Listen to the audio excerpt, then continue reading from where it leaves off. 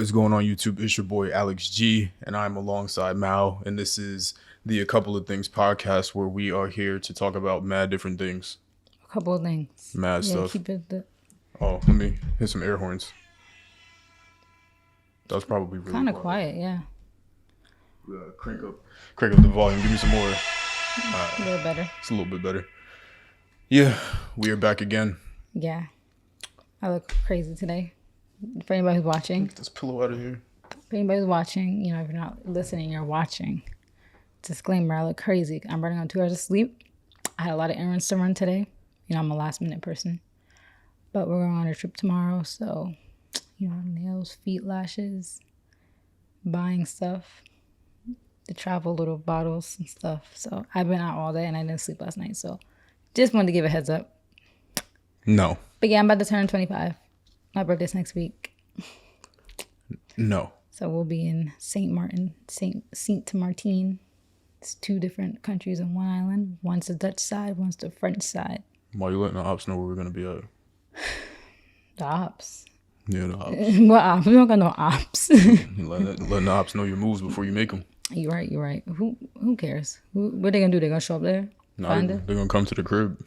They're not going to come here. We live in an apartment building. You're going to have to get through mad different levels of locked doors. Okay.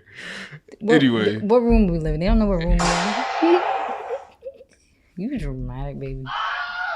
Yeah, it's going to be a whole lot of that. Yeah, no. But anyway. We got cameras. Try to pull up. We got cameras.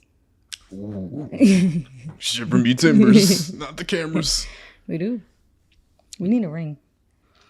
But that'd be kind of whack. Some people get rings in their apartments, but that'd be kind of whack. It's kind of whack. Like, why? There's cameras in the hallway. Why you need a ring?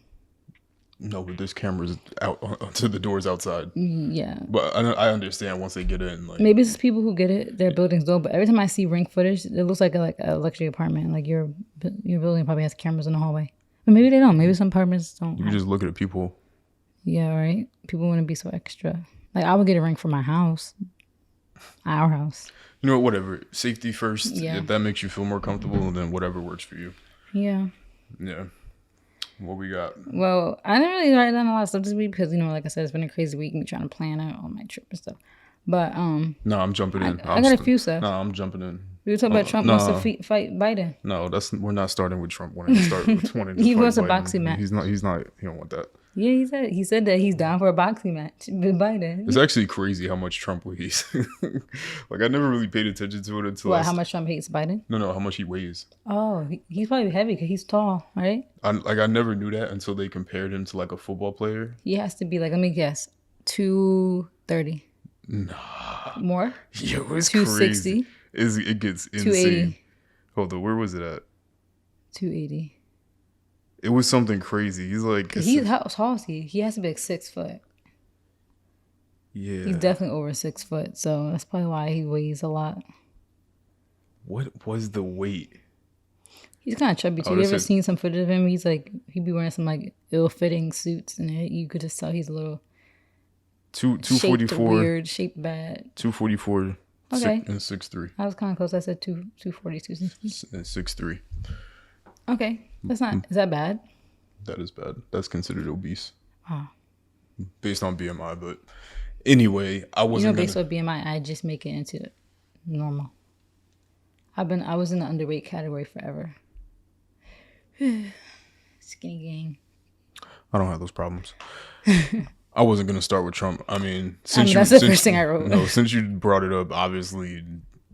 I mean, Trump will win. Biden looks asleep half the time. But like, what kind of country is this? That we got former presidents saying they want to box the president. I feel like in a lot of ways the country should stop being so serious. It should, because like, if you really think about it, all these man-made constructs for us to be so serious are man-made. Like, we could literally just be fun. Like, everything could literally just be fun. Like, even things that like, of course, professional but fun. Yeah, you could be professional and fun. Yeah, I'm down for the antics. I feel like, obviously Trump has a lot of negatives, but at least like, I feel like the positive that he did, he kind of made things more humorous, and more people end up talking about politics when things become relatable. Mm-hmm. Like, I feel like we shouldn't always have to be so like uptight. Like, you could still be professional but fun. Like I said, like, even like a good example is, I feel like in my work environment, it's professional but fun. Like, people who make jokes But then like we bust down those reports. Those reports get met. Like when the file date is here, the reports are in. We get the work done. But you know, it's people have fun. You know, we have fun. But at the same, whoa, at the same time, I wouldn't want my president to be trying to fight people. Yeah, I mean, cause that's crazy. That's different type of like. That's hilarious. Yeah, that's a different type of like situation. One thing I do like, they're both in their 70s. Yeah, Sleepy Joe and obese Trump. One thing that I do like though with the recent, like, you ever watch Celebrity Deathmatch on MTV? Mm-hmm. This is basically the era we're in, where like everybody wants to fight each other, and I love it. The YouTubers made this popular. We gotta give them their credit. I love it. KSI. Yeah, KSI. He started all this. Like everything has literally since then. You know, you had the YouTubers, and it became the TikTokers versus YouTubers. Now you have celebrities. Well, you gotta give Logan Paul his credit. No, Logan Paul too. Yeah, because he's the one that KSI fought. Yeah. Yeah, I give him their credit. Cause that TikToker YouTuber fight was huge too. Like that was like a big deal. It was, but it wasn't. It was, yeah, but it wasn't. That's why. And apparently lawsuits and things. Yeah. Austin, this scam family. But I like it. I like the whole idea of let's throw hands. Let's stop arguing on the internet and then just call it a day. Yeah. That's like, it. That is cool, and let's make money out of it too. Yeah. People are gonna watch. Let's actually like, even though I feel like a boxing match, like it's not really a fair fight. Like, you know what I mean? Like, cause you gotta train for it. Like, if you just put two people in the ring and let them just fight it out with no gloves, just fight like a street fight, well, that's more of a fair fight. Because, like, someone could win a boxing match, but get knocked out in a regular fight. So I feel like it doesn't really, like, it's more so shows your skills as a boxer, not necessarily a fighter.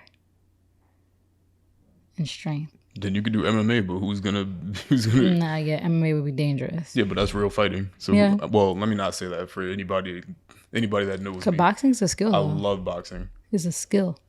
And you got all these regular people who never box today, and they're like, well, some of them have, but some of them haven't. But if you take off the gloves and throw them in the ring, they're still not gonna know what to do. Just, True. The boxing gloves don't make a difference to me. True. I mean, it's the best solution. Yeah. Well, whatever it is, if people want to do MMA in the ring, go ahead. If people want to box, go ahead. Whatever you want to do. Yeah. Yeah. I mean, if Biden and Trump had a real fight, like that would probably make billions. It definitely would. Billions, because that'll be a worldwide thing. I'm buying the pay-per-view. They should do that instead of us having we're having wars and stuff like that. Let's just set up an international boxing. That would never work out. I know it wouldn't work out, but low key, how amazing would that be? Like Kim Jong and Trump. I hate to be morbid, especially because today's the anniversary of 9/11. But I could just see something bad going down inside those stadiums. I mean, they'll have metal detectors, oh my God, look at you taking it so seriously. No, like, think about it. Obviously, it couldn't happen. Just trying to have some fun here. All right, you know, I was just saying. Jeez. I was just saying. Okay, you know, you got to think about those things on this anniversary. God. We didn't even say that. Like, we didn't even acknowledge that. We should have said something. Well, go ahead. Nobody's stopping you. I don't know. I don't know what to say. Why are you smiling now? I don't know what to say, because now I made it awkward. Yeah, you made it awkward. You just took it a whole other place. I mean, obviously, no, I'm saying, so it's 9/11. Yeah, 20th anniversary. So yeah, it's just... You take it away. You know, a good day to reflect on life. I feel like for us, it's different. I feel like when you're from New York and live in the New York, New Jersey, Connecticut area, where most of the people were from, it just hits different. Like, I want to make it sound like a competition, like, but it definitely hits different for somebody who lives here compared to somebody who, you know, lives in other states. I've never even been in New York, you know? Like, you work there. We see it from our apartment. I was in New York during the day. Like, I lived in New York at the time. I was in kindergarten. I was 4, about to turn 5. And yeah, I feel like it just is different for us New York people. I feel like now that we're adults, different. A lot of the perspective has changed massively, because we literally could see ourselves working there. You know, if we were our age 20 years ago, we might have known people that worked there, probably, that we went to school with. You know, definitely we would have known people that worked in that building or around that area. So just different perspective now that we're older and work in the financial, like we literally work in the financial industry. So it could have been us. And it's just different perspective now. Yeah, but just wanted to say, a little, say something about it because 20th anniversary. But yeah, crazy day. My dad would have probably, I don't know if my dad would have been there, but he was out for injury. He worked at the 7-0 precinct in Brooklyn, which is all the way out. So I don't know if anybody from his what do they call it? His precinct. I don't know if anybody from his precinct went. But it's just, you never know. My dad would have been in New York that day. So a lot of eerie stuff. But thank God I didn't know anybody personally.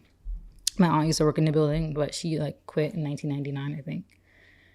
My mom worked in Long Island at the time because we moved out of New York City. So we lived in Long Island. So everything just kind of worked out in our favor for not knowing anybody personally. Thank God, because the odds could have been high that we would have been caught up somehow, or someone in our family would have been caught up. So, yep, sad day, but you know, I think our country needs to get back to those days of us all actually liking each other and not being so divided. When was that? But after this happened, you know, see, there was this one kid. He was very passionate, and everybody was clapping. Oh, you were gone already when they were doing the name readings. I think he lost his dad. You could tell he was angry. He was like, they were those cowards. And he said that Americans need to stop doing left and right, and we just need to all be together again like we were. Which I agree. Which we never were. No, but after that happened, everybody was all unified, and we all were Americans. No, we were. Babe, we were 4. My mom told me how it was. Like, it was very unified. It was unified against... Yeah, common enemy. Which was against the same... they divided everybody in America against a specific religion. Well, yeah, that was the downside of it. Because, okay, I don't know, did I ever tell you that? Like, you know, my second cousins are Muslim. So going camping was like very uncomfortable. Like, I hate to say that, and it's so sad that we had to experience that. But, you know, we used to go to camping in the South Carolina, Georgia.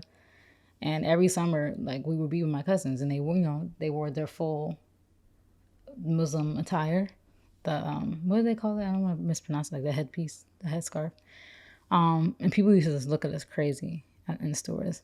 But I don't know, maybe it wasn't as much of a look because we were black Muslim. But, you know, ignorant people don't know the difference. They just see the headpiece, and it's like... And it's so sad that I had to experience that, like, because I was with them. And, like, I hate to say this, but, you know, it's always good to admit things. Like, I used to be embarrassed. Like, I did not want to go in the store with them. Like, I used to tell my sisters, I'm like, I don't want to go into Walmart with them. Like, people are going to stare at us, and it's embarrassing. And I was young and ignorant, but it sucks because I was like the 2000s. Like, I moved here in 2006. I was camping since 2006 up until like 2011. So I have a very vivid memory of dealing with that during the 2000s. It's very sad, but yeah, you're right. They did make us the more divided against a religion. And it hasn't changed. Because I feel like they never established it. They never really made it clear who was the enemy. Because they didn't know. They didn't even know who the enemy was. Like, because didn't they not figure out who was behind it until like 5-6 years later? They didn't find out the specific person that masterminded it, but they knew who. They knew it was. They knew who it was very quickly after that. Yeah. And they had an idea who it was because like they knew about the war that was already going on. Because then one of the guys that crashed the plane, didn't they just arrest him like before that? He wasn't there. He was arrested. He would have been on the plane though, on one of the planes, but he already got arrested.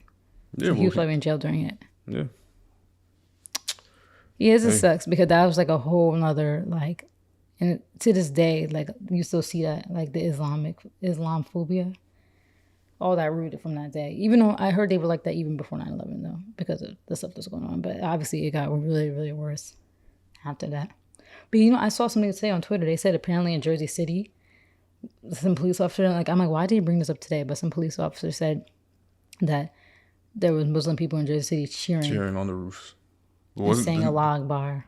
They said that happened today? No, they said the day that happened. Yeah. But for some reason, he brought it up again today. I'm like, okay. They said they have nobody, like nothing to like, it's like no proof. It's just based off his statement. Hey, I mean, you know.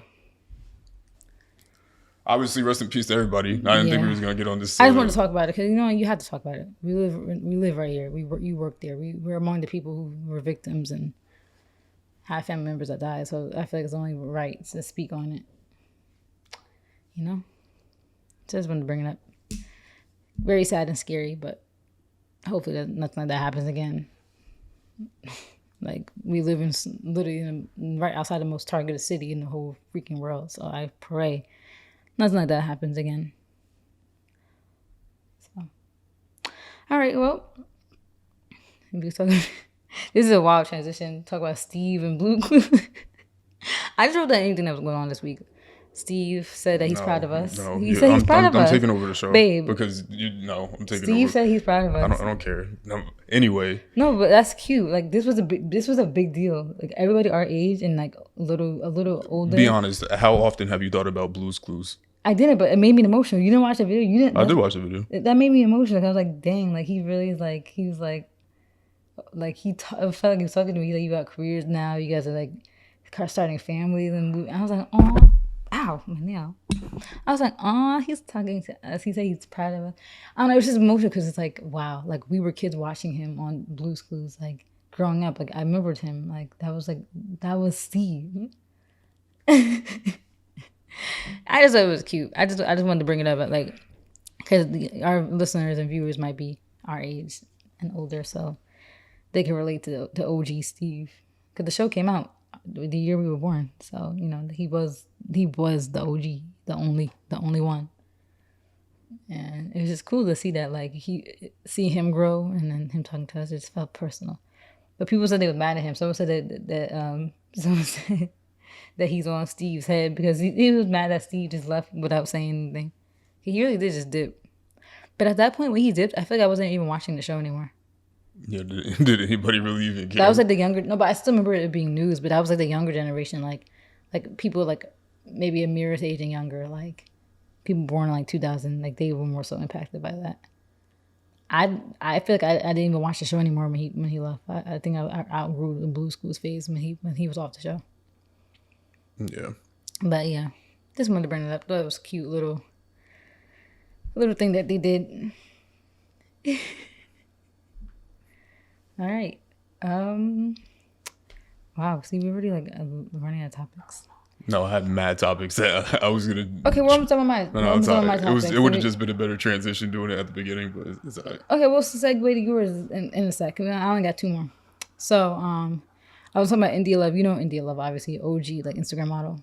Like, she was like the OG. Like, I always told you, people like her and Wolf Tyler, you know, from Vine. I wouldn't even give Wolf Tyler that much credit. And Kim J, the real Kim J. I wouldn't give her that much credit. No, but all of them was that era. Like, and all the girls out there, all the girls who are cute and popping, followed them. They followed India Love. I mean, not really Wolf Tyler, because she was more so like the humorous one, but India Love, Kim J, all of them. But India Love, Kim J, and Wolf Tyler's the one that got me into streetwear. Like, fun facts. Like, they're the ones that got me into streetwear. I literally brought the same shirt that Wolf Tyler had. I was wearing bandanas. I was trying to be like them so bad. But yeah, obviously everybody knows who India Love is. I feel like somebody said this before. They feel like she should have been, maybe not on Kim Kardashian level, but for you to be one of the OG Instagram models, your career should be way out of here than it is. But she kind of stagnant. Some people really took advantage. I don't even think of her as an Instagram model. Because for me, what is she to you? Tumblr. Well, yeah, it was Tumblr, but she was like the original influencer, social media influencer. I think that's what it is more so. She's the OG, like one of the OG influencers. But yeah, definitely Tumblr. That's where Kim J was from too. Tumblr in life. But she, like I said, she should have been out of here. She should have like did it like some people are able to turn it and flip it into something bigger, but she should have been out of here. But anyway, the reason why I'm bringing her up is because she's dating this guy named Devin Haney. I don't know who that is. Don't really care for these people. Some of them, but the first time I heard about him is because he was dating Jania. You know Jania, young NBA's ex, the one that he was like the most obsessed with. I feel like. Young NBA. I don't know. I don't listen to his music. Young boy. I don't know. Yes. Jania, I think that was like her rebound from him, or it might have been her second rebound, but they were dating. And the reason why I wanted to bring up this topic is because now India Love is dating Devin Haney, but India Love was one of those girls that literally was reposting pictures of Jania and the Devin guy. Mm-hmm. Reposting it. Oh my God, goals, commenting. You guys are so cute. Like, just very overly gassing them up. And apparently India Love and like Devin Haney, like there's a video of him from like years ago, and he was like, "This is my girlfriend." Like, that's a joke. Like when he met her, And I was like, it's funny that they're actually dating, probably because maybe he got money or something now. But He has a lot of money. yeah, so it's obvious, like, all of a sudden now she's into him. But the whole point was I wanted to talk about how girls will gas up a relationship, but then they'll pursue that man after you're done. Like, do you feel like that's wrong? Do you feel like that's wild that you're sitting here like gassing a relationship? Like, oh my God, you guys are so cute. Like, you guys are gonna get married, have cute kids, relationship goals. They break up, and now you in his face. Like, that's weird. That's so weird. Because you have to know that you have an attraction to him when you're commenting those things. Like, the attraction didn't just come out of nowhere. I'm of the belief that you can't I feel like when you compliment somebody on something, I feel like, and this is just me thinking out loud, I might not really even believe this, but I feel like when you compliment somebody on something, it's because you like want it for yourself, if that makes sense. Like, I feel like you can't, sometimes. You can't, I feel like you, as a person, you can't be so,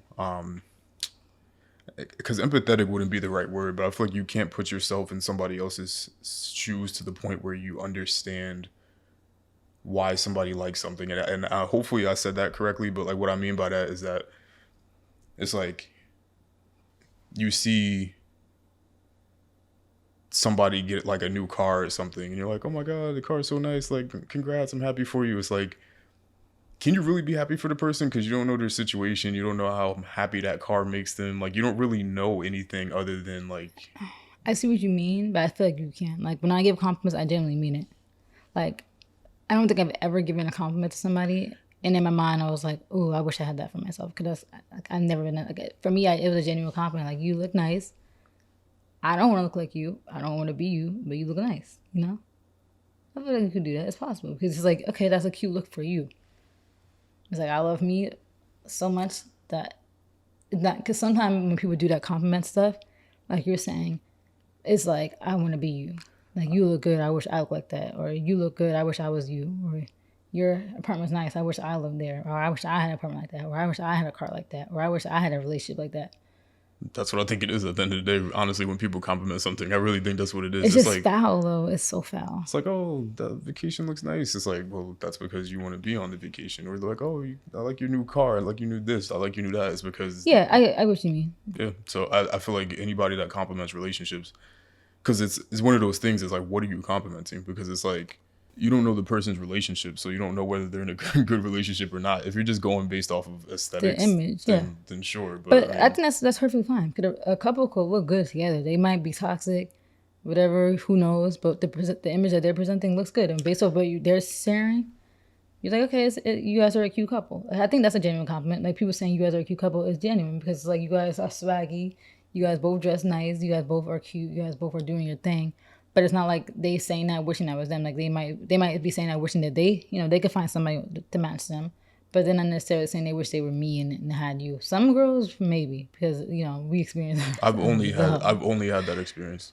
I know. Well, I haven't. I've only had that experience with probably like maybe 3 girls. That's actually a lot. Like, where they was complimenting our relationship heavy, but like low key were like, like not pursuing you, but like, I don't know. Girls are just weird. That's what I see. Now I see what you mean. Basically, I have to think back to my own experiences. I've only had that experience with anything. It's like, oh, that's a fire jacket. Where'd you get it? Because they want it, or yeah. But that's different. Like, I get that. Like, someone saying, oh, like, oh, those shoes are hard. Like, I get people complimenting the shoes that they're nice shoes, but then they would want them. Yeah. Just like relationships. But I don't think that's the same for every compliment. That's what I'm saying. Like, I don't. Well, of course. Yeah. But I would say more often than not, it is. But for relationships, I think it might be 50-50. Like, I think half the people commenting your relationship are just genuinely happy for you and your relationship, and like it. And they might wish that they had that for themselves, but they don't wish they had you, or they don't wish they had me.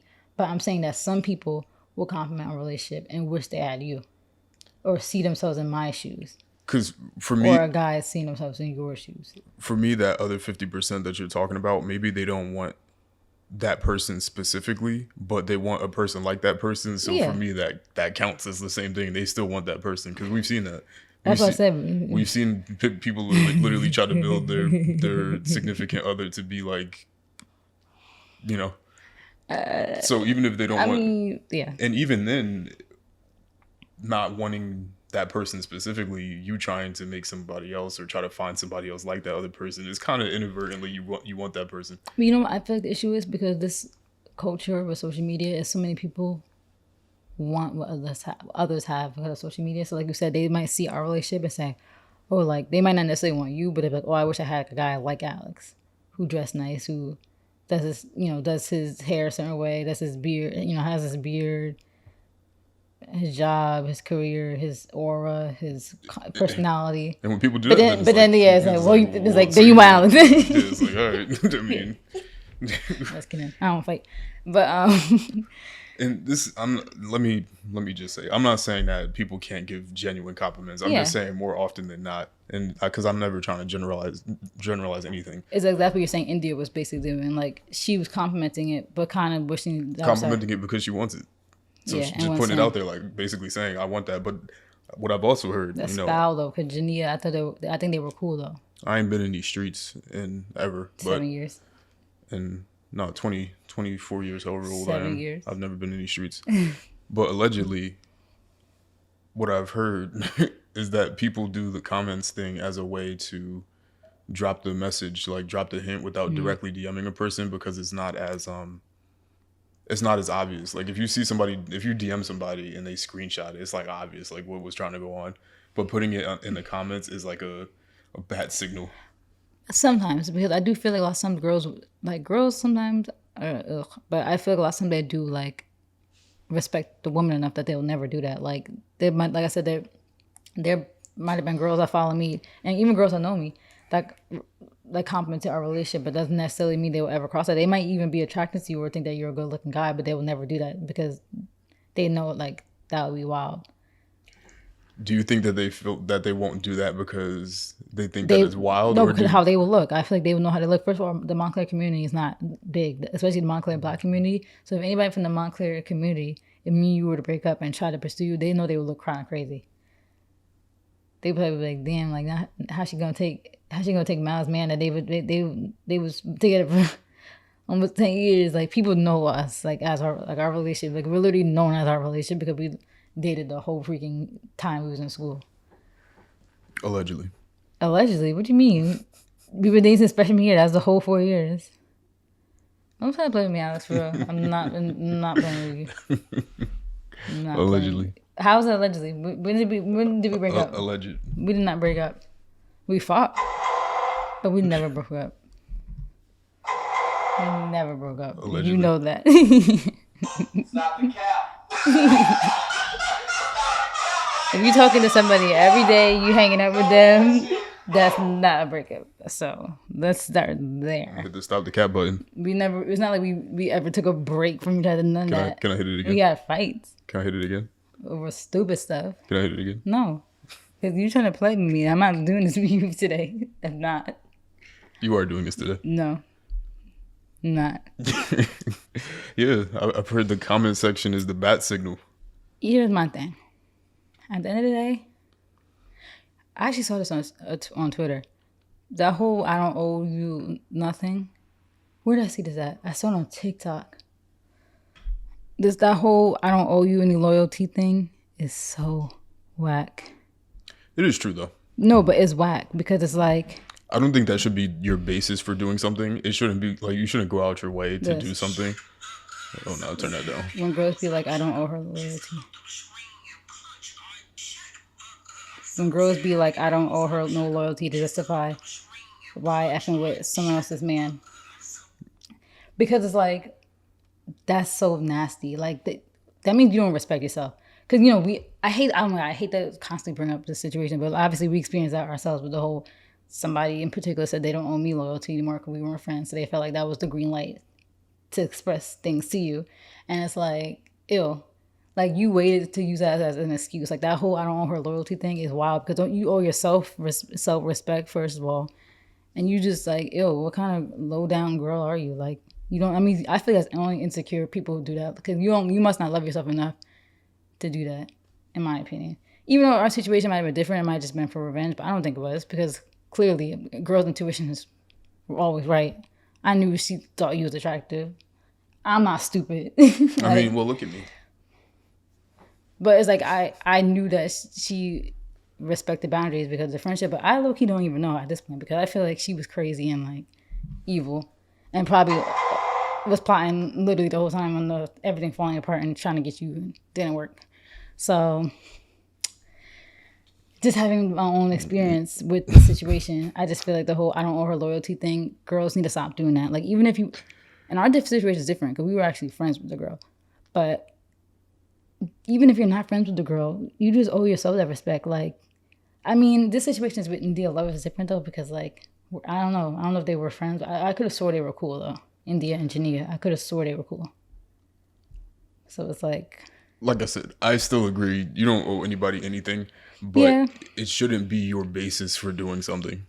It just shouldn't be like you was plotting. Like it shouldn't be, ooh, he's cute. I'm gonna steal her man. Because if you're doing that, seek therapy. Seek help. Go figure out your childhood traumas, why you want to pursue someone else that's taken. Why in your mind you're envisioning yourself with somebody else who's literally intimate with another woman. And I feel like you must love the woman. I feel like men I'm just kidding. I feel like men do that more than women in terms of purposefully pursuing somebody because they're with somebody. Because men are just competitive. I mean, I guess we're all competitive. It's the animal kingdom. I think women do that too, but I think they do it less. Well, yeah. Well, women have more, like, I feel like we think more with our emotions. So a lot of times a woman won't do that because they sympathize with the other woman. They'd be like, I wouldn't want a girl to do that to me, so I'm not going to do that to another girl. But I don't know. I actually was going through my messages the other day because I was looking for something, and I ended up reading some old stuff from 2016. I'm like, low-key, a lot of my friends were that girl. That was messing with somebody's man. Like 3 of my friends were that I've ever had. That's sick. And who knows, it could have been other friends who have not, I don't know their personal life like that. But I was like, sheesh. I low-key, being a girl in a relationship, I should have cut that. Like, I wish I could go back in time sometimes because I should have shut that down with all 3 of them, knowing how that other girl must have felt. And the messed up part, it was the same girl. It was the same guy that all 3 of them messed with. And the girl was literally on Twitter crying and like you sending me screenshots of the girl's tweets. Like, girl, what are you? I wish I was so immature because I should have shut all that down. That's why that one time, without giving too much, and I'm gonna jump out of our personal stuff. But that's why that one time I was like, I'm pretty. I didn't. I might have left. I know what you're talking about. I might have left the. But that was different though. It wasn't. No, it wasn't. But I'm just talking about as far as like women. I'm talking about women doing that to another woman.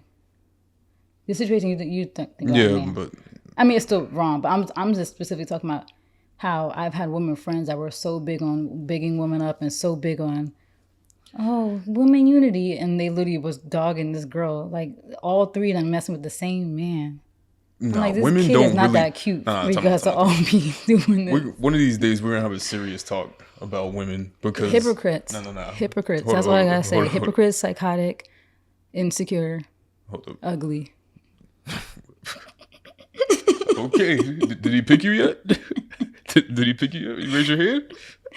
I'm delirious right now, okay? Yeah, I'm going to take over. You go take a nap. Okay. But yeah, we're going to have, one of these days, we're going to have a conversation about women and the women empowerment and I love women movement because it's all cap. Because like, they say that and then the next, like 2 days later, they'll be on their IG talking about how everybody's their sons and how they hate women and how they hate this and this woman is this and do everything in the world. I want guy friends only. Do everything to drag down women and I don't have no friends and no friends in the industry. Like, all right. Like you was just all for women 2 days ago and now all of a sudden. This is very hypocritical. And then I just feel like I'm like, I don't know why. I think I was living in a blur. And I'm at a point in my life where I reflect on so much that I literally been doing college. I'm like, wait. What kind of person was I? Like, I really feel really like bad person. I was a yes man. I will agree. I was a yes man. I literally aided and abetted to like the worst bad degree. Behavior. And you ain't never checked nobody. I know, but I was immature. I was 18, 19. What do you want me to do? I'm just fresh out of high school. I never had no type of fun experience. Like my life literally went from the 0 to 100. Like I went from a small little boring town. Never went to no parties. Never drank. Never been with a guy. Never did anything besides a kiss. To go into college, and my whole life literally flipped around in 1 week. I'm like, what the heck? In 1 week, I'm experiencing all these different things, met you, drama's happening already. I'm like, whoa. So I think I was so blinded by the fun of it all that I never really realized I should have been checking my friends. Like, if these people are my friends, I should have been checking so many situations because I'm like, especially being in a relationship throughout it all, like, I should have been checking a lot of stuff from my own perspective. But yeah, just what I was saying, but my epiphany is throughout from my self-reflection is that, like I said, the women are very hypocritical. Like, they'll hate a girl for doing something to them. Because in my situation, it was a friend, 2 friends, where one friend got with the other friend's ex.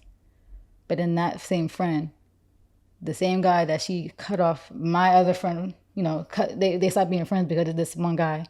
She was messing with that guy. You're giving a lot right while now. he was in a relationship. You're giving a lot People right wouldn't know. I mean, I don't think they're watching. If they're watching, that's weird. Because why are you keeping up with me? We're not friends anymore. So it doesn't really matter. Nobody knows these people. It's my hometown.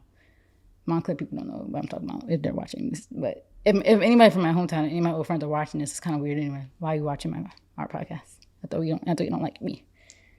I don't care that I'm saying anything because they shouldn't be watching this anyway. Go ahead, keep going. No, I was just saying I just witnessed a lot of, like you said, the hypocrisy with women empowerment. Like, you'll hate a woman for doing something to you, but then do that same thing. Like, I've seen that a lot. Like, you were like, I'm about to fight this girl. She tried to talk to my man. I don't know who these girls think they are. This is my man. I'm not tagging my man on Instagram. But then you're that other woman in another man's relationship. And doing that same thing that you didn't want a woman doing to you, now you're doing to another woman. Like, ugh. I'm going to jump out on the ledge. Ugh. I literally just said like 10 minutes ago that I don't generalize. I'm generalizing on this one. I think every woman is like that. That's so common. I've seen that. So many times. And like I said, I was a victim myself, even though nothing happened. But I saw how it felt for somebody to literally try to pursue my man. And I saw red. I don't have women friends anymore. I saw red. But when I did, I was able to see everything. Like, because obviously there's no judgment because we were just friends. Yeah.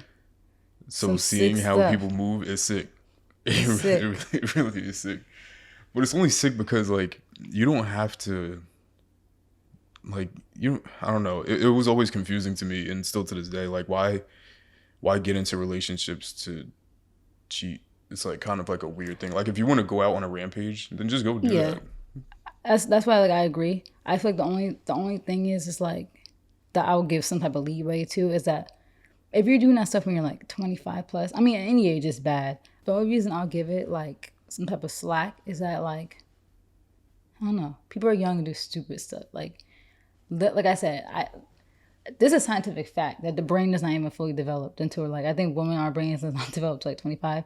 Not to make any excuses, obviously everything's wrong, but I feel like at a certain age in life, we're also blinded by stuff and there's so much stuff. And obviously there's no excuse. At the end of the day, don't be in a relationship. Because I literally was saying, in my epiphany, I literally was thinking about this specific guy.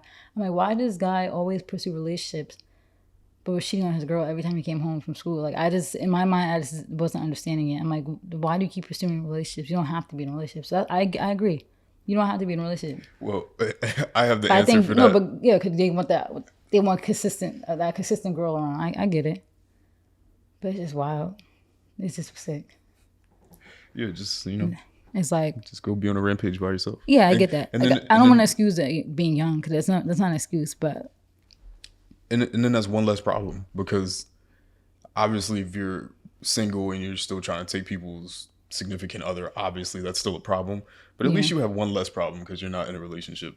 But yeah, I mean, that's the sick part too. Like, you trying to take someone else's partner while you're in a relationship. That's hilarious. That's literally why I commented on the TikTok. I was like, in my experience, this is a girl we're trying to get my man. Why she had a man? But go figure. But that's very common and later in life. It's sick. Everybody in unhappy marriages and whatnot, from what I've heard. Obviously, I'm not married. I think there's like a gap. I feel like all that cheating stuff happens in the beginning, like when people are young, like high school to college. And then there's like a gap where everybody's settling down, they start their families, they're chilling. And then it happens later in like the 40s, 50s. I feel like it doesn't stop ever. That's sad. Because you don't think that's sad? Like, you look at art, like the young, because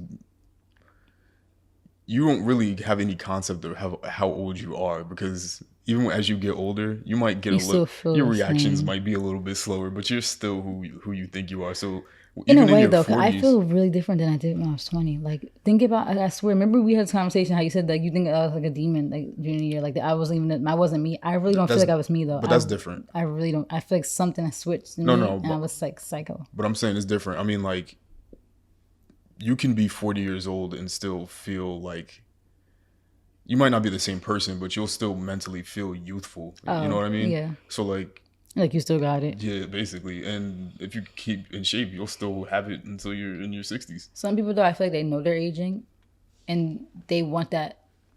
They want that cosign that they still got it, cause they going through that midlife crisis. Like they feel like their body is getting saggy. Their parts are not as youthful anymore. They don't look as cute in the face. So they try to go test the waters. Let me go see if I still got it. Like, why are humans so, maybe it's just human nature, maybe it's the animal in us, but why are we so concerned with being, like, it must be the animalistic thing. Like, we're so concerned with being a mate. Because that's really what it is. You want to make sure you're a prime mate. Like, that's our whole point of life, is to reproduce. And in the animal kingdom, they do that too. They want to make sure they still got it, and they want to make sure they're still in, like, in mating season. Like, people want them and they want to reproduce. That's really what it is. If you really get scientific with it, like, If you want to break it down, the reason why we all do this is because we're not meant to be monogamous. monogamous. I try to make sure I didn't mispronounce it. Yeah, we're not meant to be monogamous. So, But I think mentally, but you can be. you can be. You got to make that commitment. You don't have to marry somebody like the De'Aaron Kent situation. You don't. Nobody told you had to propose to the girl. If you felt like you still wanted to get something out of your system, or if you felt like you weren't gonna be loyal, Watch what you're about to say. I'm just saying, you didn't have to propose to the girl. That for me is bad. Cheating in general is bad and wrong. But if once you make that commitment that you want, like, you literally buy a ring and you tell somebody, I want you to be my partner for life. If you cheat in that when you're engaged or married, you sick. You're a different type of breed. Because you literally made that lawful and holy commitment to somebody. Yeah.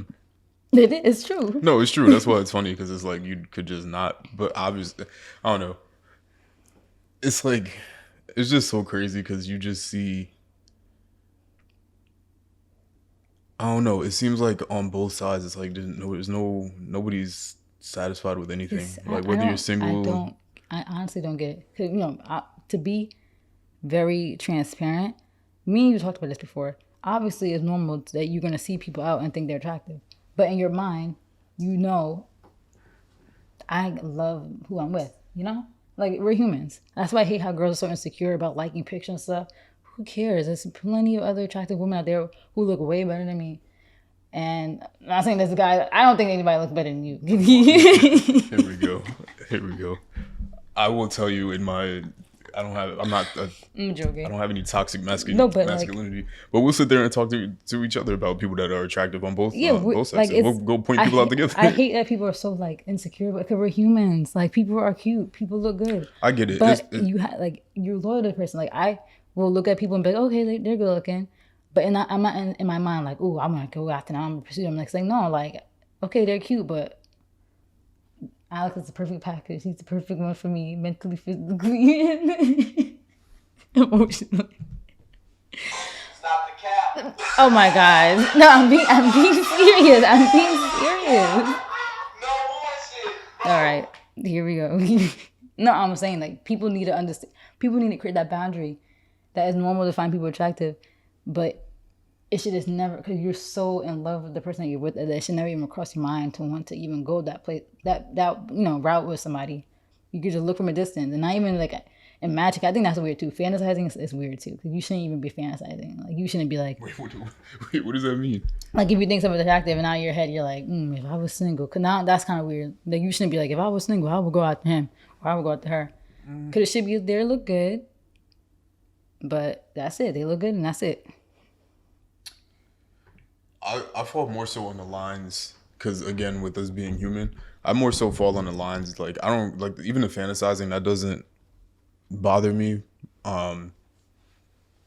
just because it's like,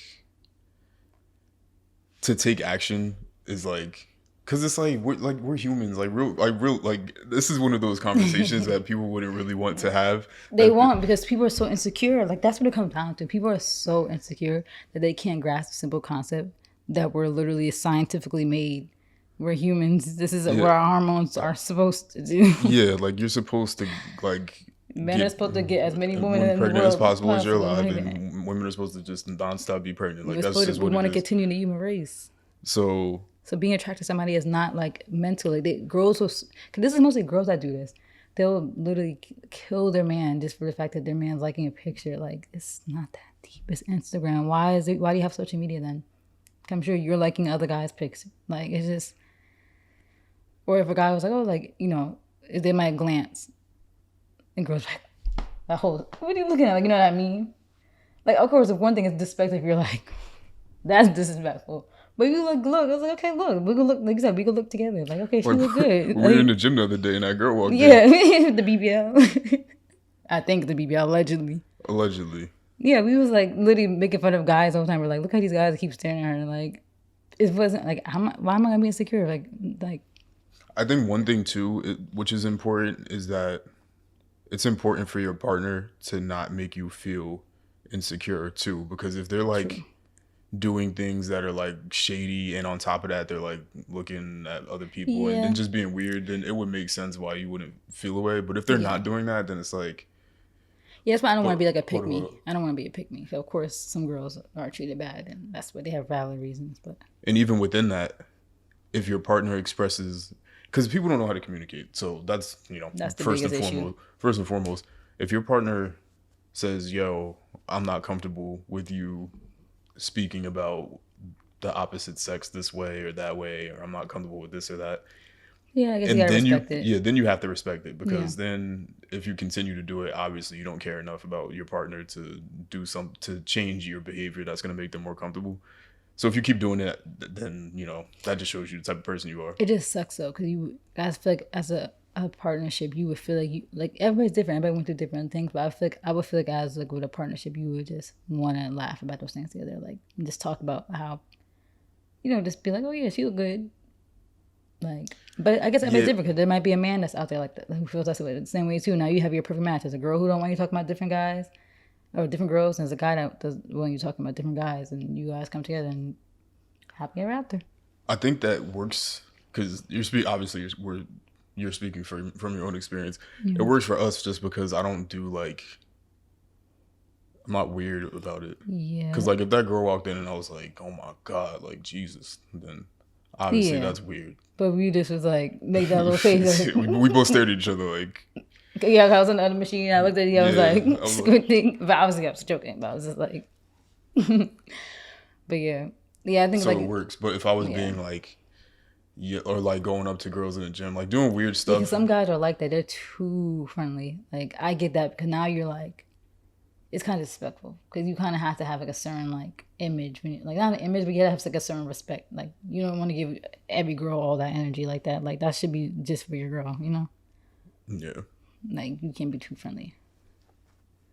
Yeah, so, you know. Cause you, like you said, like it really depends, because there are guys out there who are too active on social media, commenting on every girl's tweets, quote replies, tweets, all sharing pictures of friends on their Instagram story. Like that's like, all right. Well, I mean that's different too. Yeah. That's different too. But it's like you just doing the most, like But some people are just really outgoing, and some girls don't mind that. Some girls don't mind that their man's really outgoing. Yeah, they prefer it because it makes their man. But for me personally, I would be like, all right, you're kind of doing a lot, but it still wouldn't be like I'm so insecure about it. But I'll just be like.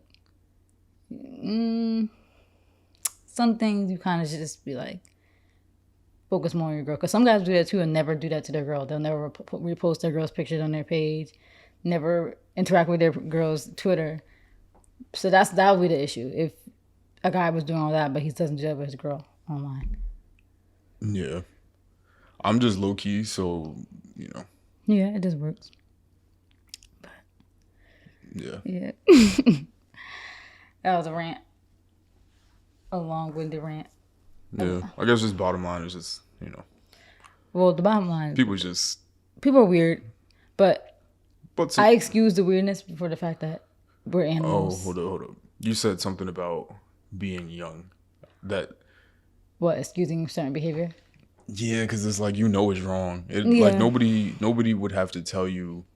That you shouldn't be in a relationship with somebody and messing with other people. Yeah, like you never had to learn that cheating was bad. It's bad. Yeah. I whether I was 17, 16, 15, 24. I mean, I guess the way we learned it is through movies and shows. Because we had to have seen it to know it was bad. We're humans. But even when you're like 5 years old, 6 years old, you get your little fake girlfriend at school, like, and you have like 3 girlfriends at once. Like, it's wrong, even when you're in your little adolescence. Maybe. Yes, you know it's wrong.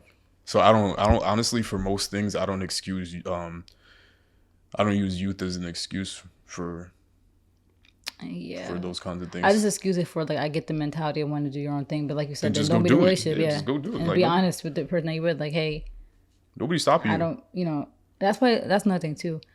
I hate sounding like a pick me, but this one girl, like, and everybody's actually was on the guy's side. This one girl posted, like, on TikTok how, like, messages between, I guess the thing they were defending him, but they were kind of bashing him too, saying that he should have called her or met in person. Cause I think he did it over text, and that's why it was bad. But he was like, hey, like, I really do love you, but I'm gonna be honest with you, like, I don't want to cheat, so I'm gonna be honest and tell you that I really, like, want to experience other people. He was honest with her, and of course, women still find a problem. But I mean, I get the whole maybe he shouldn't have done it over text. I get that. Maybe, like, respect her and be like, let's talk in person. But at least you're honest. No. Like, I can respect the honesty. Like, before I cheat on you, well, not before I cheat on you, but before I get the urge to cheat on you, I want to let you know. I really, like, I'm young. I feel like I want to experience more people before I settle down in life. And I feel like that's fine. That's what I mean more so with the youth thing. That's another conversation people don't want to have.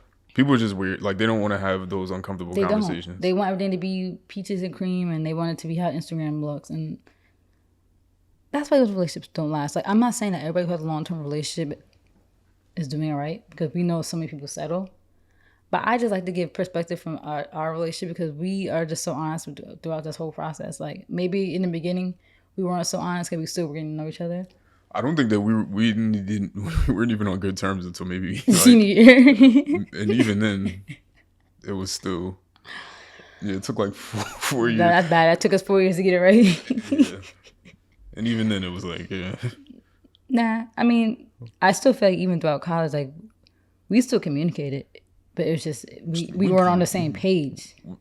Yeah, we communicated from different books. Yeah, that was the issue. Like, we still communicated with each other, but we was all over the place. We would sit up and just talk for hours, like, all literally. The time. Like, we were just different. We would sit up and talk till like 5 a.m. Yeah. About some like minor argument that didn't even really matter, but ballooned into something insane. But that's the good thing, though. At least we talked about everything, even the minor stuff. We still talked about, like, everything.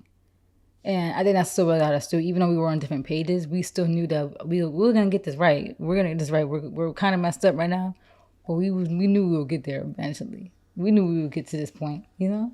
Don't touch me. In our apartment. Don't touch me. But yeah. That guy's quote, it just reminds me of Donnell Jones, "Where I Want to Be." Oh, I hate that One song. of the greatest you R&B always songs. Play that song. It's a great song. Like, we're in 2021. It's a great song. Listen. She doesn't fully understand me. That I'd rather leave than to cheat. If she give me some time, I could be the man she needs, but there's a lot of lust inside of me. See, but he's honest. Man. Listen, he's being honest, but people don't obviously like that. That's painful. So honestly, somebody painful, telling you that is painful. It's painful, but I hate, like, girls who want a man to be honest. Like, oh, I want a man to be honest with me. Tell me how you feel. Communicate, and then they communicate, and it's, oh, men are trash. Do you see what he said to me? He said he wants to be with other girls. He was honest with you. He told you that. He didn't cheat on you. He didn't do anything wrong. He was just telling you, this is how I feel, and I'm sorry. I'm sorry if I led you on. I'm sorry if I made you feel like this was gonna be something more. Especially because I want to be out here. Yeah, he could have just. He could have just cheated on you, and you still would have called him trash. Like, or he could have just left. Yeah, he would have been trash and ghosted you. He could have ghosted you, not say anything. Like, I don't offer no explanation. This is literally. I feel bad for men. You guys really don't have it easy. This is literally the entire story. There, he said, "I left my baby girl a message. Said I won't be coming home. I'd rather be alone." But when you love someone, you just don't treat them bad. Oh, how I feel so sad now that I want to leave. She's crying her heart to me. How could you let this be? I wonder why girls are so much more emotionally tied. I just need time to see where I want to be. It's interesting because I feel like girls are more emotionally tied. But at the same time, I feel like girls do be wanting to get that stuff off, and that's why they get away with cheating more than guys do. Allegedly, that's what the stats are, because they were like more. We know how to cover our tracks. I feel like women get more emotionally attached because they feel like they invested something in you, even though it's like they really didn't invest But in guys feel that way too, though. Nah, like I forgot who it was. Someone tweeted the other day about how he hates that he made his exes or something. Like he feels like he made. Like, no. I think it was EDG. He said that. Yeah, for sure. Which makes sense because people that he did mess with blew up. OD. I think like Kennedy had like 500K subscribers when they met, and she reached 1 million like once they started dating. But so yeah, I feel like they feel that way too. Like I invested in you. I mean, I made you. Now you about to go get that sauce to another man. Like that's kind of sick. That has to feel crazy.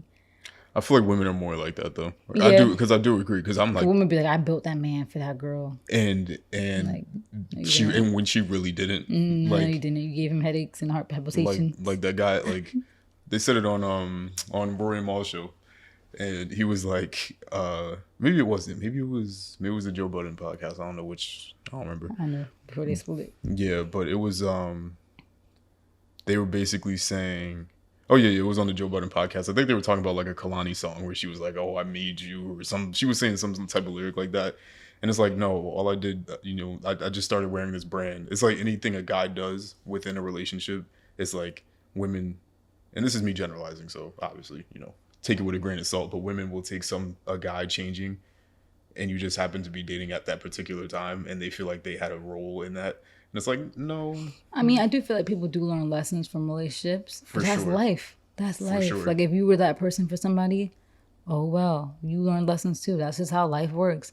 Sometimes people get it right. Like I said, like our situation, we could have went out and dated other people and felt like we learned lessons from our relationship. But like I said, I feel like we worked it out. We still figured it out while we were together. It was tumultuous. Is that the right word?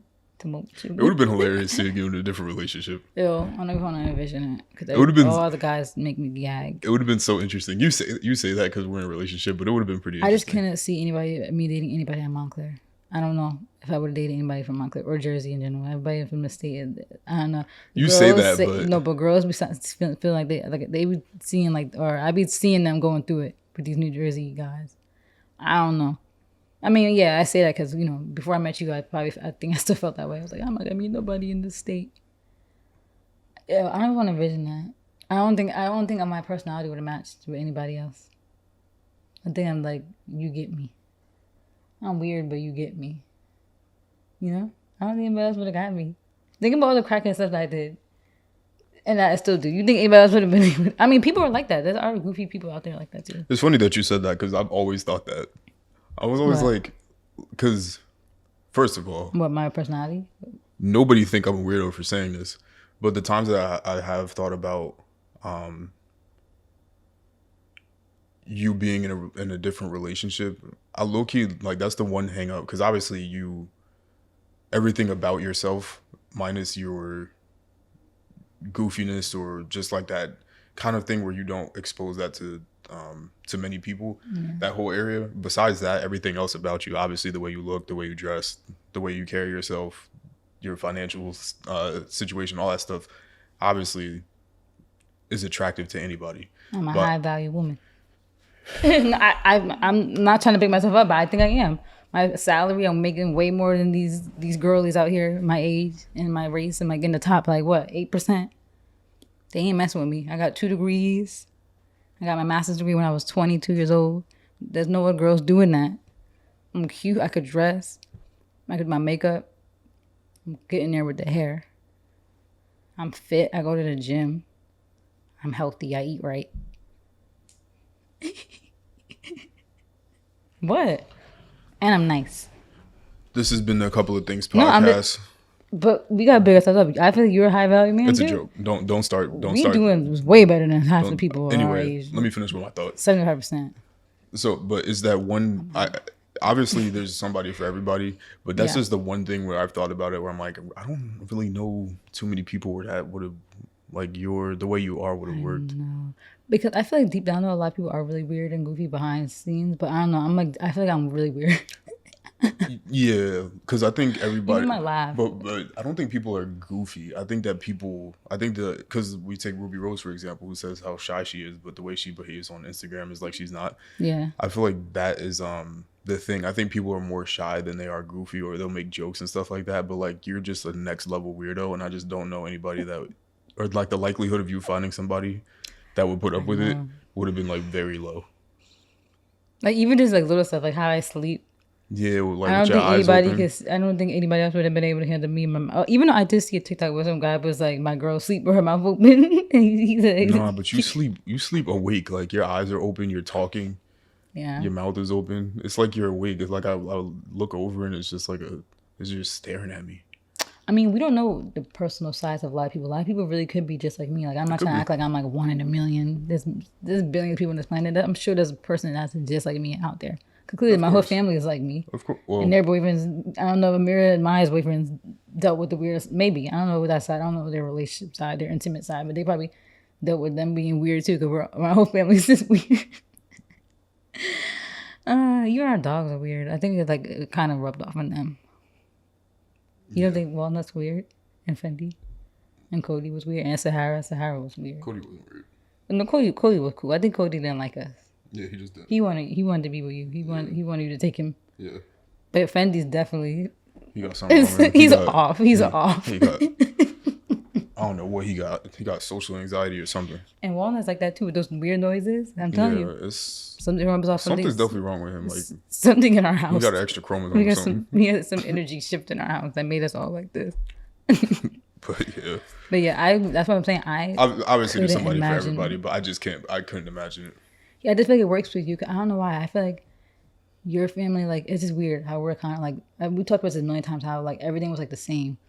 Like out of everybody I could have met at school, of course I meet somebody who literally grew up in the suburbs, like same type of size house. Obviously your house is bigger, but still like, you know, all the people that went to Montclair was from like Jersey Cities, like the Oranges. It wasn't living like where we live. Like I just feel like it was just like soulmate type stuff. Like you're a family of 5, I'm a family of 5. People got divorced parents and their parents got multiple baby mamas and baby daddies and half brothers, half sisters. No, you come from a nuclear family with 2 moms and dad. 2 moms and dad. Wait.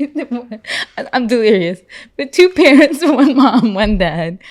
3 kids with the same people. Your dad don't nuclear got family. Your dad don't got kids in Tennessee and Florida. Your mom and Florida got 1 baby dad who she's married to. Same with my family. 2 moms and 2 dads in Tennessee and Florida. We're gonna wrap this up. I just feel like because of our home life, we were so the same, and I feel like your family's like has a humor to it too. You guys are like kind of goofy too, like just based on my experiences and how you and your siblings are. But not the way you are. Like you're like an alien. Like I don't even know how to explain it. That's why I feel like people don't get. That's why I feel like people don't get me. Like anytime I'm like socializing with people, that's why I feel like I've always had a hard time with friendships as an adult because I feel like I'm just different. It's because I told you you switch into a completely different person when you're in your social settings. You see the social anxiety times 10. If you just were who you were all the time, then people would understand you more. That's actually really sad. I feel like if I really was myself more. Yeah. I feel like I was myself in high school. I feel like something changed in college. I mean, freshman year, I feel like I was myself though, because you was around when we all was making friends at the same time. Yeah, but I was still goofy and weird. You remember I was very weird around our friends freshman year. I was really myself, like with the weird noises and the faces and the odd comments. Yeah. Me talking to a teddy bear during finals weeks and eating chips. Every time I went out, I'm eating chips. Yeah. I was like, but even something happened. I think I went. But even within that, it felt social. It felt anxious. Not that it was forced, but it didn't. It still wasn't to the extent that you show it outside of that. I feel like I have undiagnosed social anxiety. That makes sense because you would see me do stuff I would never do around people. Like it would make sense to do things in private. Like do different things. I just feel like it sucks because I feel like all my friends I've ever had. I mean, I feel like with Alex, I feel like I'm like almost 100% there. But I don't know. There's like a barrier for some reason. Where I feel like with friendships, I never was able to get to that line where I was fully 100% myself. Like 100% myself. Telling them everything about my life. Feeling comfortable to tell them everything. I would never do that. Okay, so maybe that's just not. Maybe I'm not that's anxious. But I mean more so, I don't know. Because You see it. I would never tell anybody my business, like whether we're close or not. My whole role, honestly, with people that I've been really close with, was more so as like the support role. Like I wouldn't necessarily give up my That's own. how I was too, and I feel like people don't like that, which is crazy. Like I feel like people will not want to be cool with you because they feel like you don't tell them anything. Like, oh, you like you ever have a friend that'd be like, oh, you don't tell me anything about your life. No. It's like, why do you want to know so bad? I mean, I know we're friends, but it's like, Yeah, I reach out if I need help, but I don't ever need help. because like even like little stuff, like obviously this is TMI, but like, you know, when I met you freshman year, what happened the first few weeks? You know, I'm like, I don't want to expose this. I put it on my YouTube. It's like, oh, whatever. I don't care. I'm grown. But obviously, you the one who took my virginity. And I didn't tell any of my friends that. I didn't tell my mom because I just feel like it wasn't in business. But then I feel like, you know, my closest friend at the time, she told me everything. She told me she lost hers. You know, we was both, you know, the same. Like, that's why she was somebody I feel like I was almost 100% myself with. But she would tell me everything about it. Like, she would tell me about all her experience with people, all her relations with people. She would tell me everything. And I just feel like I was not comfortable. Like, in her mind, that happened between us in January, not September. So it's like, I don't know. Is that like, is that not your friend then? If you feel like you can't tell them stuff like that? Could you feel like you should be like, hey girl, guess what? I lost my virginity. Like, you feel like, I feel like you should have a friend that you could call and say that to. And I feel like, I think I was like a fear of being judged because I'm like, and that's awkward too. Cause like me and her, like I said, we was like, you know, the school we came from. So we was inexperienced. Like I said, we didn't party. We didn't really go out. Wasn't doing none of that stuff. And it's like how you go from being like that to all of a sudden you guys are in college and both your worlds will flip 180 because she met her boyfriend at the time during the summer before school even started in their program. So it's like, was that comfort just not there because it was so abrupt? We never talked about like sexual stuff really like that in high school, and then all of a sudden we out here like. I mean, at least for me personally, I don't know if it differs between men and women, but it probably does. But for me, I don't know. I never felt like I needed a person to, because I'm a lone wolf. So I like to confide in myself. And I don't feel like I need anybody for emotional support. So I would never tell people about my problems or things I'm going through. Like, that's why I said I played the support role all the time. And I did it extremely well. That's why people really liked me. Yeah, people came to you literally for everything. For anything and everything. And told you intimate stuff. That they didn't tell anybody else. Yeah. So because I was just good at, you know, being able to give advice and stuff like that. And I'm fine with being that person. But I just, because I'm so good at doing that, I use that to my own self. I'm like my own psychiatrist. Like I know so much about myself. Especially, you know, I know you don't really agree with zodiac signs, but like I feel like that's like the Virgo thing with me too, because it's like we're like the nurturer. Like earth signs were nurturers. Like I feel like I've always been a nurturer. Like I feel like friends always came to me. People always been to me. They come to me for advice, and I give it. And then it's like, all right. And then I feel then they're looking for me to spill my stuff. I'm like, that's just not me.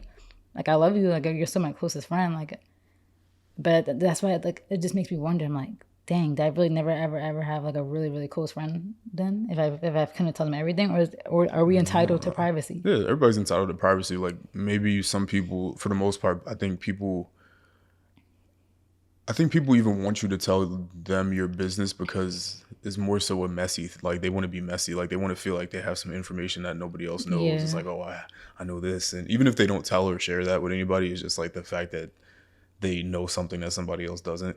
Like people have told me stuff that I've never told anybody. And it's like, I don't feel any different. It's just like, honestly, I wish they wouldn't have told me because I would rather like, not know that information. That's like, that's why sometimes when people do say really intimate stuff, I'm like, why did you even tell me that? Like, but, you know, it makes me feel good. I'm like, okay, maybe they really trust me. But then again, they could be telling everybody their business. They just might be that person who loves people to know about their life. And they just spill the beans. Yeah. But the funny thing is, though, like, even like with this thing I was just telling, like, me not telling her about us, like, right away. I feel like that's something, like, if me and her were still, like, close, that I would tell her now. Like, hey, you know, funny story. You know how you thought, you know, me and Alex got together in January? It was actually September. Like, I feel like that's something now as an adult I could look back and laugh on. If we were still close, but, you know, obviously we're not anymore, but that's like one of those things. But in the moment, I just didn't feel comfortable saying it. And I feel like that doesn't mean I'm a bad friend or you're a bad friend. It's just, I feel like everybody's, like you said, everybody's entitled to their privacy because you could love your mom and your parents are like the closest to you. You don't want to tell them everything either. That you eventually might tell them later as an adult, you know? You have that grown up conversation, but everybody's entitled to their privacy, I feel like. Yeah, it's just one of those things where, again, a common running theme on any of our discussions is whatever works for you. I know. Whatever works for you. Because some people have friendships that, like... Some people need that. Yeah, some people need that. I just don't need it. But that's why I feel like it's important to have a different friend for different things. You can have your friends that you party with. You can have your friends that you could cry to. You have your friends that you could do schoolwork with and build a business with. Like, I feel like it's important to have different friends with different things then. Just like the same thing that we were talking the other day to, because I'm a music nerd, just to tie back in, like, I don't look for the same thing in every artist. I don't want to hear a certain artist talk about social issues. I don't want to hear a certain artist do party music. And it's just like, you have to go to a different person for different things. Somebody can't be your Swiss Army knife and be everything that you want in life. So if you need that person that's divulging all their life information to you, then go find that person. But it damn sure ain't gonna be me. I'm quiet as a mouse. Yeah. Honestly, and that's why it's bad. Even in relationships, it's bad to look for everything in one person. Like, if in friendships, that's bad too. You can't look for everything, every need that you need fulfilled. You can't put that on one person, because then you'll be disappointed. And I feel like that's the main reason why a lot of people lose friends, because it's like they'll cut their friend off because they feel like their friend wasn't everything they needed them to be. It's like, you have friends with various different things. That's what life's about. And that everybody has different strengths and weaknesses. And not one person can fulfill every need for you. You know? Yeah. Yeah. That's all I got there. I don't even know how we got onto friends. But yeah. Life is crazy. Ooh, my throat's kind of itchy. Yo, I haven't been able to like breathe properly. I know. I mean, we just got our negative COVID test. I think we're okay. For the past 3 days, I haven't been able to breathe. It's allergy season. My throat was killing me. Mine too. I had a pina. Is it itchy? The weirdest thing ever. Like, I was fine, and then I had a pina colada earlier, and like from where? From Rio. I forget what when it's I called. was out doing errands. Mm-hmm. Oh no! Before that, when I was at the mall. Oh, in Newport. Mm-hmm. Mm-hmm. Oh, you went to the bubble tea spot? Yeah. You didn't bring me back anything. Yeah. You know I like bubble tea. Yeah. We're not drinking no milk. But it's allergy season. Like, I wish I had my old Twitter, but I wish I had my old Twitter, but I literally show you the receipts. Every year my birthday, I'm sick. Yes, knock on wood. Every year my birthday, I'm sick, and my throat is starting to itch, and it's scaring me because my birthday's in 5 days. I don't want to be sick on my birthday. It's allergy season. We don't have COVID, guys. We just got a negative test. You don't go outside. How you get allergies? COVID never touched our bodies. How you? Okay. I know. I'm gonna keep jinxing it. I was going. Now it's on. Recorded. I think it's a flex. Now it's recorded. So. I think it's a flex. COVID don't touch my body. Don't be in ICU when they play this back. Okay, like that one guy. They don't play it on the news. They're gonna be like. Yeah, like that one guy that said, "I got 99 problems." Yeah, but COVID ain't one. Died expeditiously. I'm getting my vaccine soon. And don't laugh. I guess it's not funny they died, but I'm saying I'm imagining me on the news. Malika Sparks is in COVID ICU. This is what she had to say on her Couple of Things podcast 3 weeks ago. And I should be like, I'm just kidding. I take care of myself. I'm clean. I don't go out. I stay in this apartment probably 5 days a week. That's what I say. How you get allergies from inside the crib? The window's open in our room. Got those pollens coming in. Anyway. We got anything interesting? Because you just be writing down topics. No, this is the last topic I wrote down. That we could your topic. Interesting? I want to talk about the $11.90. $11.90? How do you say 11? The what? How do you say 11? You know people say 1100. How do you say 11.90? 11.90. The Balenciaga. You didn't see the boxer pants? No. You didn't see the boxer pants? Oh my God, Alex. I'm never paying attention to anything Balenciaga does. Wait, I'm gonna type in Balenciaga. Okay, so basically Balenciaga came out with these pants. They look like gray sweatpants. And they have, how the boxers guys wear that look like checkered? Mm-hmm. They're sewed into the pants. So it looks like the boxers are showing. It looks like sagging pants, but it's sewn. $11.90. $1,190 for these. So, I brought this up because I want to talk about the whole, oh my God, why is Google Maps opening? I can't type with these nails. I want to talk about the whole cultural appropriation and how things aren't seen as fashionable until a brand like this does it. Here, we're going far-fetched. You can see. This was like all over the Twitter universe. I know you don't really be on Twitter like that, but yep. It's giving every man in the hood. And now Balenciaga is selling them for $1,190. What's up with these brands doing this? Like, I know us African Americans are cool and trendy, but it's getting old. And it's just annoying how, like, stuff is considered a hood until a designer puts a Balenciaga on it. Now you're going to see somebody wearing that with a crop top in New York with some Air Force Ones doing some type of pose with their knees bent, and it's going to be edgy. But people would dress like that in New York anyway. What we would consider to be hood. No, but I mean, like, the fashion girls. Like, I could see, honestly, I could see Bella Hadid wearing that with, like, a really cropped, tight shirt with her abs showing and just making it look really edgy. And it's I think that... I don't know. I get confused when people get mad at stuff like this because it's like, then don't run around with the Balenciaga sock shoes. Like, don't buy Chrome Hearts. Don't buy any of these brands. And then when they do stuff to further appeal to the black audience that hypes them up so much, then get mad when they try to do something that appeals to the black audience more. Like, if they sell do-rags now, you're going to be mad. Like, you were toting all on Instagram. I got the Balenciaga this. I got the Gucci that. I got the whatever. So to me, it's like... To me, it's like, don't buy the shit then. Because it's like, people like Cardi B and everybody like Balenciaga, whatever. Of course, if you are rich, why not buy the Balenciaga do-rag? Yeah, or why not buy these pants? Yeah. And I get that. This stuff is not marketed to regular people. That's another thing. Regular people always want to put their 2 cents into conversations. Your rent is... That's your rent. Those pants are not marketed to you. Like, I get that it sucks because there is a deeper issue with things are hood until they're fashion, like long nails, all this stuff. These rings... All this stuff was, how our people was what's the word? They created all this stuff back in the 90s, 80s, like before curated. That's the word I was looking for, curated. Even before that, 70s. Before that, this stuff goes way back. 60s, everything. This stuff will go back to like Africa. Everything. But I do get that, the anger that stuff is like, I think that's like the issue. Like, it's two different issues that we're talking about here. One issue is that, stuff doesn't become edgy or designer or cool until one of these brands put a name on it, and then they try to change stuff. Like, you ever see how they try to change the terminology? Like, stuff, like, I heard there was something that they tried to change it, like how, like, box braids, they tried to say it was like, boxer braids, or like they tried to like change they used the a word. completely It was different like name, like cross something. It was like somebody's name, something yeah. Stupid, and they try to do that with stuff. It'll be like bamboo earrings. They'll say something like heart-shaped earrings. It's like, no, those are bamboo earrings. Call them what they are. So that's a whole separate issue. But the other thing is, like you said, like, okay, I see your argument with, that's a separate argument that these brands, they do have the right to appeal to the audience. Like, you have all these people singing songs and giving you free promo. It's like, of course, why would you not make stuff that they could actually wear that they might like? Yeah, let me clarify my point, because sometimes I feel like the way I just answered that was the same way people will be like, white police officers stop killing black people, and then they're like, well, black people need to stop killing black people.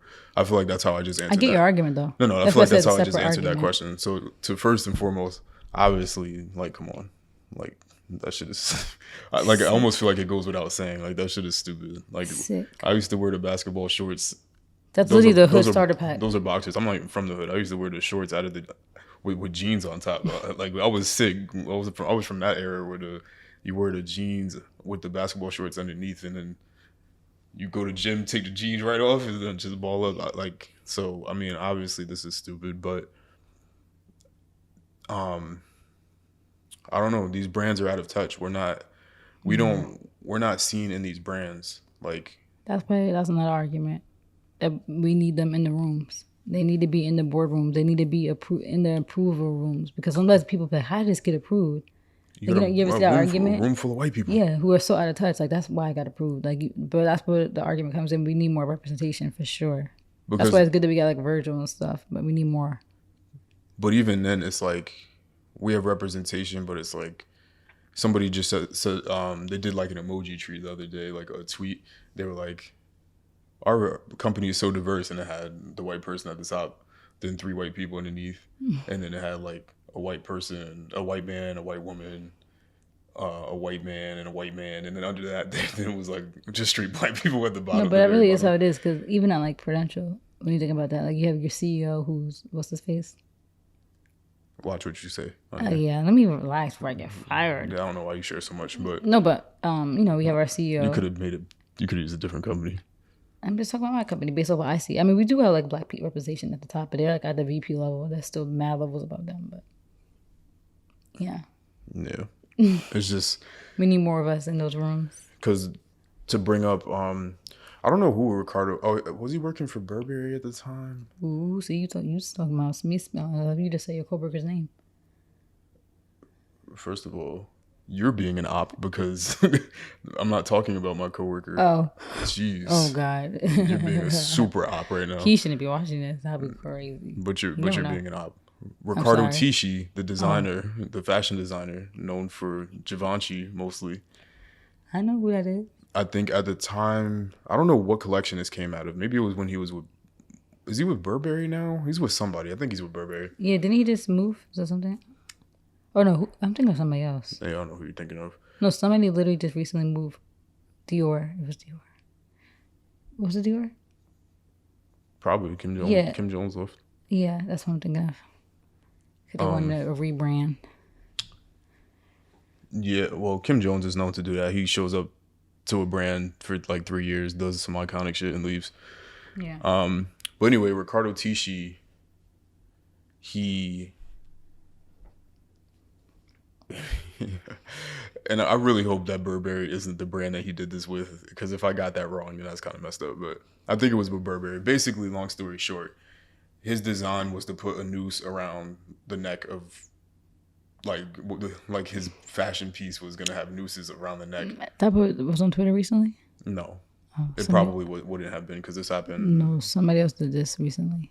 Unless it's resurfacing. Even be resurfaced. Like they had the noose and it was like it looked like a necktie. Yeah, that was it. Yeah. Yeah. I was like, Yeah, so the story that he gave was that he was trying to show appreciation and acknowledge sailors and how they use like different knots and ties and things on the boats. But the funny part and the sicker part about that is that literally the team was like, yo, I don't know about this one. I think you should reconsider it. He said, nah, put it out. And so they actually did try to stop him. yeah. So even within there, it's like the shot callers still aren't black, even if there weren't any black people in that meeting either. So that even says something. That's the thing though. We need to be the shot callers. Like I hope that eventually this happens, because like especially for like black people to be such an influence in fashion, for us to not be the shot callers out a lot of these major companies is actually really crazy. But the only reason why is because we have this weird obsession with other people's cultures, which I know that doesn't sound What do you mean? like it. So, for example, black style is a thing that's like, specific to black people, but what we make within that style is white brands. Like in the 90s, Tommy Hilfiger, like the style was street and whatever, but the brand that black people used was Tommy Hilfiger, Calvin Klein. Like even to this day, like so many of the like our style is specific, but the brands that we use to make that style is very like So you white think brands. we think we infiltrate white spaces instead of creating our own? No, I don't even think we infiltrate it. I just think that we use their products that they don't even want us to use. Tommy Hilfiger specifically said he doesn't make clothes for us to wear it. Doesn't like when black people wear it. And then we still buy it. Meanwhile, Hilfiger rich. I don't know what that is. That song. I like A$AP Rocky. Uh-oh. I love bad beeps. That's my effing problem. And he said we were something rich, and he said, nah, Hilfiger rich. Remember?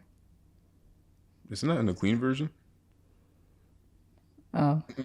Is it? I I don't know. remember. No, I think he said like he wants to be nigger rich or something, and he said, no, I want to be Hilfiger rich. I don't know. I'm gonna go find the lyrics. But regardless, like that's my whole thing is like New York, and I hate to put this on New York, but like Timberlands is a big thing. It became a meme, but It's crazy because it really was like working boots. but realistically, like that's not a black person's brand, Yeah. but it's a black style. Yeah. or I don't know. There's just a number of things that we could point to. Like people wearing Evisu jeans now. Like again. Yeah. And Von Dutch. And all these other Chrome Hearts and all these Balenciaga, Gucci, Versace, all these brands are not made by us. So don't be shocked when I got the words wrong. Yeah, you got the words completely wrong. Oh my God, please don't. Yeah, I don't know what you were saying. Wait, why did I thought he said Hilfiger? I think he said that in the clean version. I think. Am I hearing things? Because he couldn't say it in the radio edit. Yeah, I don't know what you were on. That song came out 8 years ago. Yeah, while we was seniors in college, high school. Sorry. But yeah. So we just we gas up their stuff so much, and then be shocked when they're out of tune or out of touch with what's going on in our culture because. Yeah. They don't know. It's not our representation. But if, for example, Telfar. Yeah. Is owned by a black man. Which I'm happy that I don't like the bags personally, but I'm happy that his bags are selling out consistently. Like they just sold out the other day. And that brand would be somebody that's in touch because it's coming from our community. But, so he'll respond to everything. He'll know how to act for certain stuff. Yeah, but who owns Balenciaga? It's not a black person. Mm-mm. So when they do something like that, I don't know. That's where I get like confused. And all of these brands do this. Yeah. Like literally, look at any brand that we look for, that we go after. It's not owned by black people. Tiffany, Cartier, Rolex. What else? When people want a new watch, they go to who? They go to Jacob. Yeah. They go to. I could keep going for days. Like, I don't know. So. Don't be shocked that they're out of touch, and don't buy it. That's it. Don't gas it up. I got the Balenciaga bag. I got this. I got that. I got. I mean, they should be in touch though. I feel like we shouldn't excuse the fact that they shouldn't be in touch. Why should they? Because I feel like if you know that's your largest consumer, like or not, it's probably not their largest. Not consumer, anywhere close. But it's like a big consumption, and you get so much free promo. Like it's so not a big consumption. Yeah, I keep forgetting that. Low-key is like we kind of live in our own bubble. You see a good 10 people talking about Balenciaga and they just happen to be popular in rap. Yeah, but then you go anywhere. Go to Fifth Ave, go to Short Hills Mall. You walk past these stores. You don't see none of those? 67-year-old white people.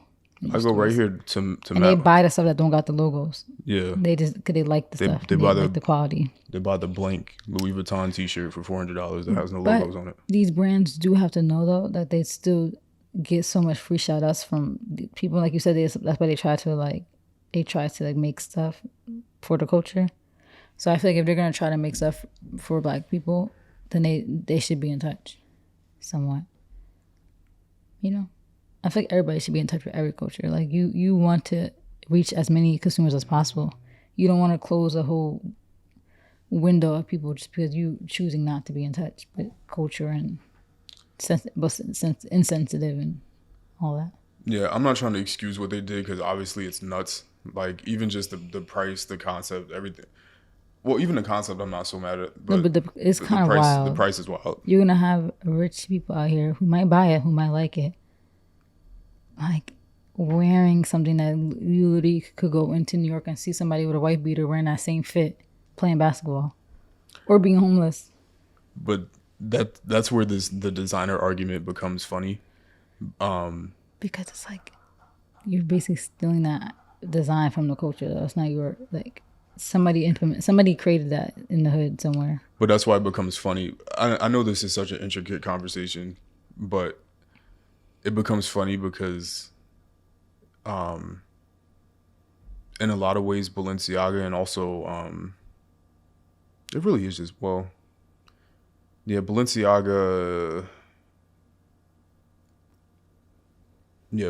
I think is the best example of it. Really all they do is reproduce the same stuff that is already out in society, and then I know this is a black issue, so I'm separating. So please be clear, this is a separate point. This is just talking about designer fashion in general. It's just funny because most of their brand is just making stuff that already exists in society and then just giving it back to people, and then people hate it. And it's just funny because like the whole dad shoe thing is literally just replicas of shoes that already exist that are out there, and that's all they do is just recreate popular stuff and slap their logo on it. And it's just funny that people hate it.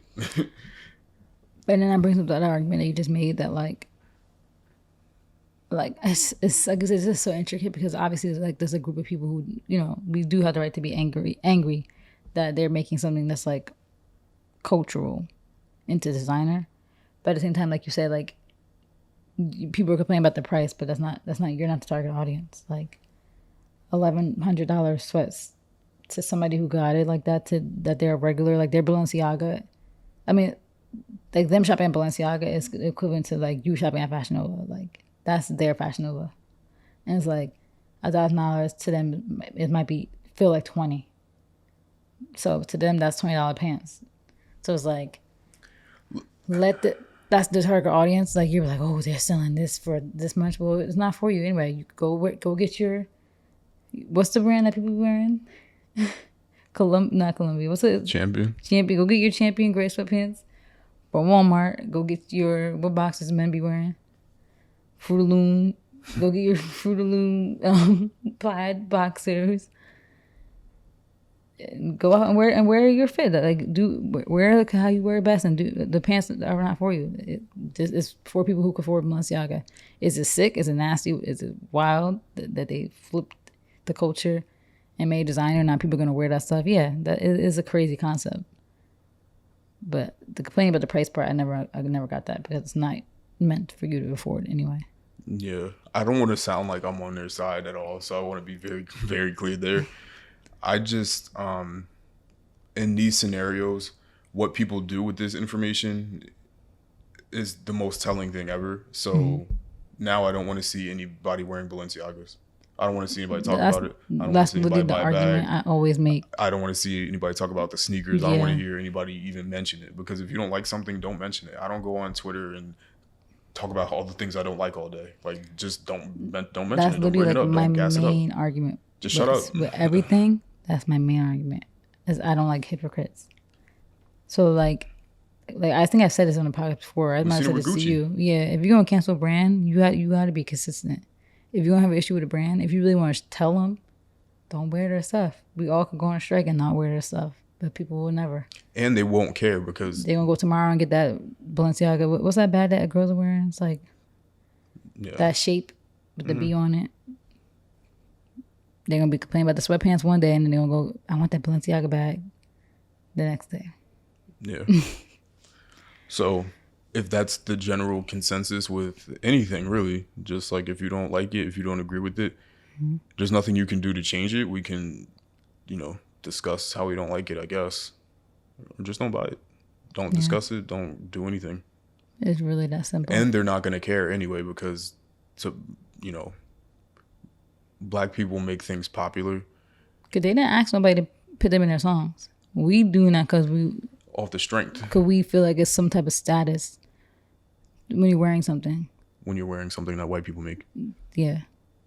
Like, Black people, we really need to do a reset. We need a factory reset on our entire existence. But reset to what? Because we've always been like that. So we're just so gone. We've always been like that. And it's only getting worse with this culture of BBLs and the Shade Room and Justin LaBoy. Like, it's just getting worse. It's too late. We're too far gone. That's sad. I mean, at least I feel like I saved myself, and our kids are not going to be. Well, you would birds. hope that. I will hope, because you could have weak-minded kids who are going to fall into the trap and fall down that path. But I would hope we make them woke. Yeah, I just think that, I don't know, the whole people's obsession with, because for anybody that really does truly care about fashion and this whole arena, because brands and fashion are two completely different things. For anybody that really cares about fashion,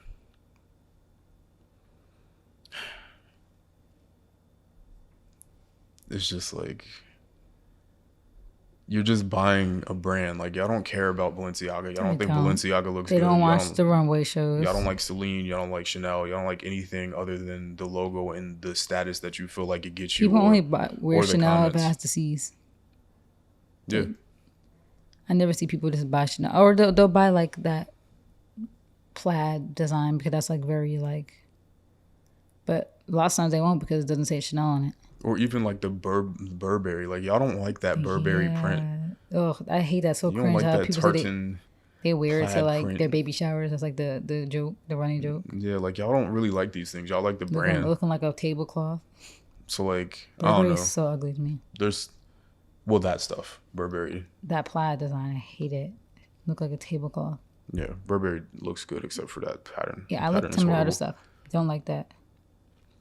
But yeah, it's I don't know. This is just a larger issue too. And I hate doing this where we get on a topic where there's a specific issue because that person didn't like the way we discussed the baby, where we talk about an issue and then talk about all the other issues. That's the thing too. Like for a disclaimer, like first of all, our opinions are our opinions.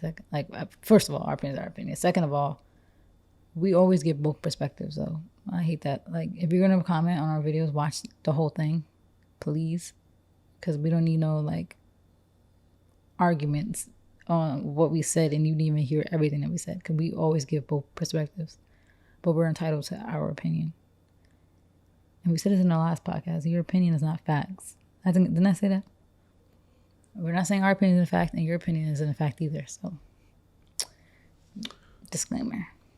Well, yeah, just don't wear the stuff. Honestly, y'all don't even really like these brands anyway. Y'all just like the name or status that you feel like it gives you, which isn't really true. Yeah, cause even like when you started getting me into that guy's videos, that guy who actually really cared about fashion, and like now runway shows get recommended, like I was like, wow, like there's really a whole world. And it's like that's why I want to try to get more into it, because it's like there's so much more of appreciation for it. Like the whole Jacques Smith. Jacques Moose. Jacqueesmas? You trying to say Christmas? Jesus Christ, what are you trying to say over there? Jacqueesmas. See, I'm not no high fashion, not high end expert. I never claimed to be. I like streetwear. You gotta get on my level. But I'm getting into the high fashion world because, you know, you get to a different type of bag, you know, you get to a different age. You trying to dress different. I'm not trying to wear ones and freaking basketball shorts anymore. I'm 25. Like, that's dead. So I'm getting away from that streetwear gaudy stuff. I'm tired of it. Like the shorts, that picture I posted on Instagram, I'm done. That's my last thing. Sell all of it. I'm selling it all. Like it's so corny, and not everybody's wearing the same fits. Like, okay, we get it. You have a trucker hat with a graphic tee. I don't care. I'm wearing my trucker hat. My wig's messed up. I'm just trying to paint the picture. The baseball cap with a trucker hat with the graphic tee, the V-Lone. You wearing V-Lone in 2021. The means where everybody's like, look at my shirt. Everybody's looking for that. Turning you their guys shirts look backwards. like cornballs. You're wearing shirts that aren't even lit no more. Wearing basketball shirts. Like, it's not 2013, 2014 anymore. I'm tired of the basketball shirts. I'm tired of everybody wearing ones now. You guys wasn't even into sneakers 5 years ago. Everybody got ones. Everybody's a sneakerhead. Everybody's tagging all the streetwear pages. And I'm like, where are all these people coming from? So I'm ready to move on. I'm 25. I'm trying to get into more your look. Avant-garde, high fashion, archive pieces. I'm done with the gaudy, cringy looks. I'm sorry. Like, I don't even want to call it cringy because I feel like I hate like how disposable fashion is. I appreciate streetwear era for what it was, the 2013, 2014, 2015 era. But for me personally, I'm outgrowing it. I'm over it. So yeah, like when we watched how you say it? I'm kind of really trying to learn actually. Jacques Moose. Jacques Moose. No, Jacques. Jacques Moose. We watched his evolution to how he was today, and I really enjoyed it. I really enjoyed watching like all his shows that he had since he first premiered, like basically his first debuted his first collection. And it was really interesting to see like everybody got onto that brand because those little Chiquito bags, but it was interesting to see how that even evolved. Like so many people don't care for that, and it's like a shame because it's like you're going so hard for this brand.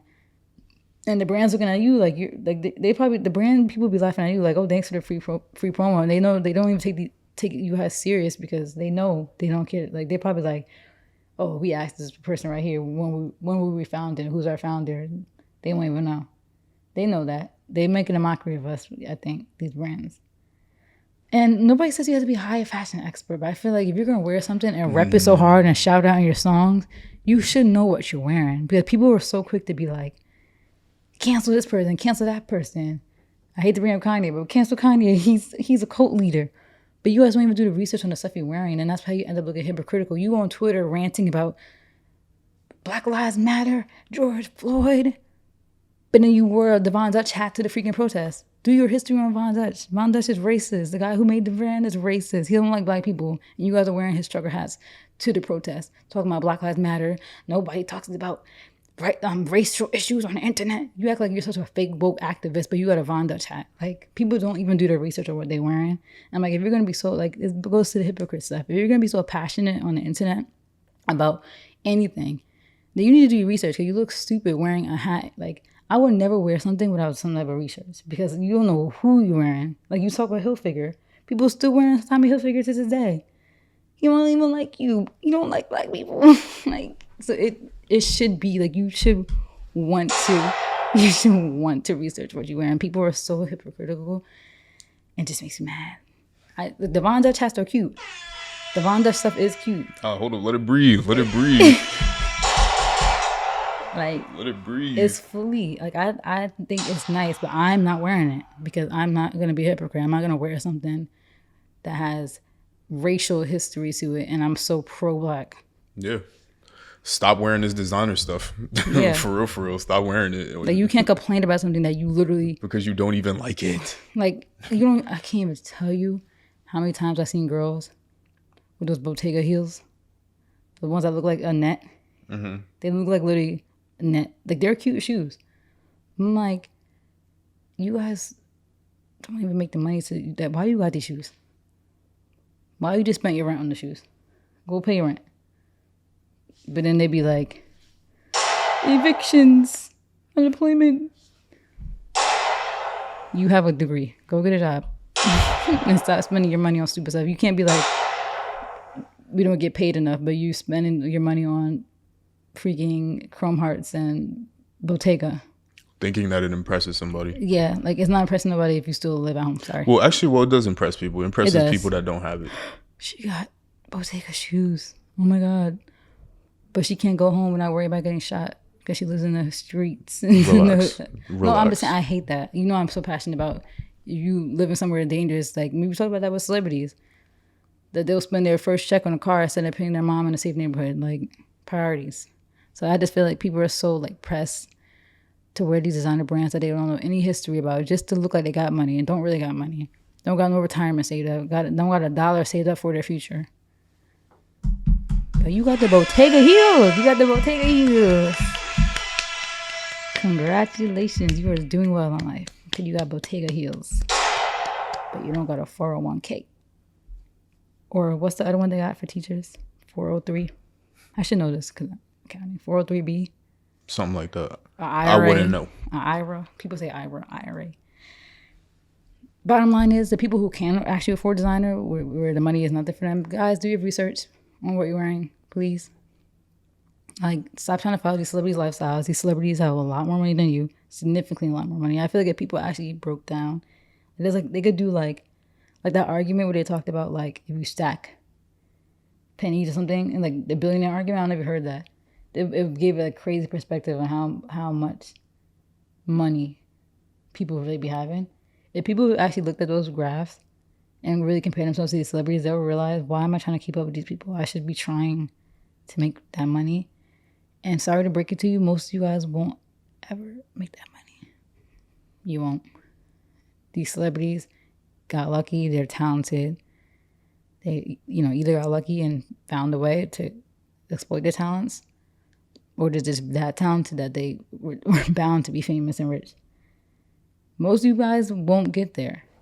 So why are you trying so hard to keep up with them, with buying the stuff that they have the right to buy that stuff? They earned it. Like you said before, they earned the right. You didn't earn that right to go buy anything. Like, my first designer bag purchase I made because I feel like I earned it. I got my job. I doubled my salary. I got my degree. And I was like, okay, I'm going to spoil myself. And the bag didn't even cost $1,000. Like, the bag was like a third of my check, my paycheck. So I say all that to say, stop trying to keep up with these celebrities by buying brands that they're wearing, when these same celebrities don't even know about the brands that they're wearing. Like, I feel like some of them end up learning, Like, you see, like, they get invited to New York Fashion Week and they end up learning because they're in that lifestyle. No. But even then, just show up they show up to the show and they probably not even paying attention. They're probably sitting there like, I'm bored. They're probably sitting there like, all right, when is the time to go home? I'm hungry, right? Like, Meanwhile, you had the people in the back row who really love the fashion, trying to break their neck to see all the looks. It's just a shame because, like I said, I'm learning more about it. And you come from like, you make beats, so you come from like a creative standpoint, and you appreciate fashion for the artistry behind it. So it just makes me upset knowing that so many people actually are putting their hard work, their hard, like, putting hours and putting so much passion and creativity into their designs just for people to go out here and wear a t-shirt with their brand name on it and don't even care for anything else that they design and can't even afford that other stuff. And people don't even know. Like, that's kind of a slap in the face. Like, they're making money. At the end of the day, these brands are making money. But it's like, dang, like, that must suck to have people who really don't even care. And I feel like people should care. And do your research, because you end up going to get hypocrite. Like, I think I called somebody out on TikTok before. Like, she was like an activist. And I was like, sweetie. I found that bag in the back. I think she blocked me. She didn't have that make it funny. I was like, what did I do? I just trying to help you out. I'm trying to help you out. Like, I was trying to tell you, because you might not have known. I wasn't trying to be shady. I was just trying to tell you. Yeah, sorry. I'm like ranting because I'm kind of delirious, but. Yep, let's wrap it up. I'm running on 2 hours of sleep, and our flight is in less than 12 hours.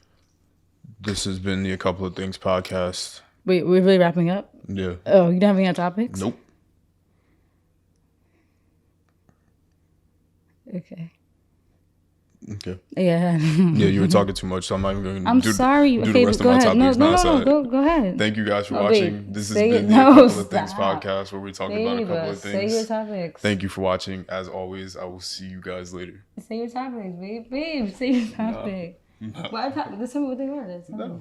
No, nothing. I was just gonna discuss. No, it's okay.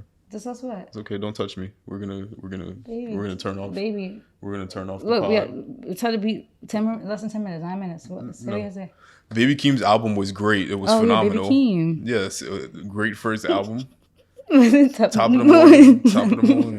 Top of the morning. It was great. I've had it on the spin cycle. How we gonna talk about Baby Keem? I think that he's gonna be the next big thing. He's up next for sure. Because what he was able to do on the album, the soundscapes, me being a producer, the way the production was, chef's kiss. It was clean. Engineering. The engineers did that thing. Mm-hmm. Babe, I know about music too. I know about music because I've been around you for 7 years. Stop the cap. Oh my God. Would you appreciate that I'm in tune with what your education? What?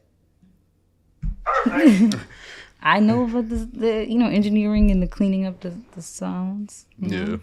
You could tell. I listened to it in the car. I was like, oh, this is clean. Album was very fire. Production was insane.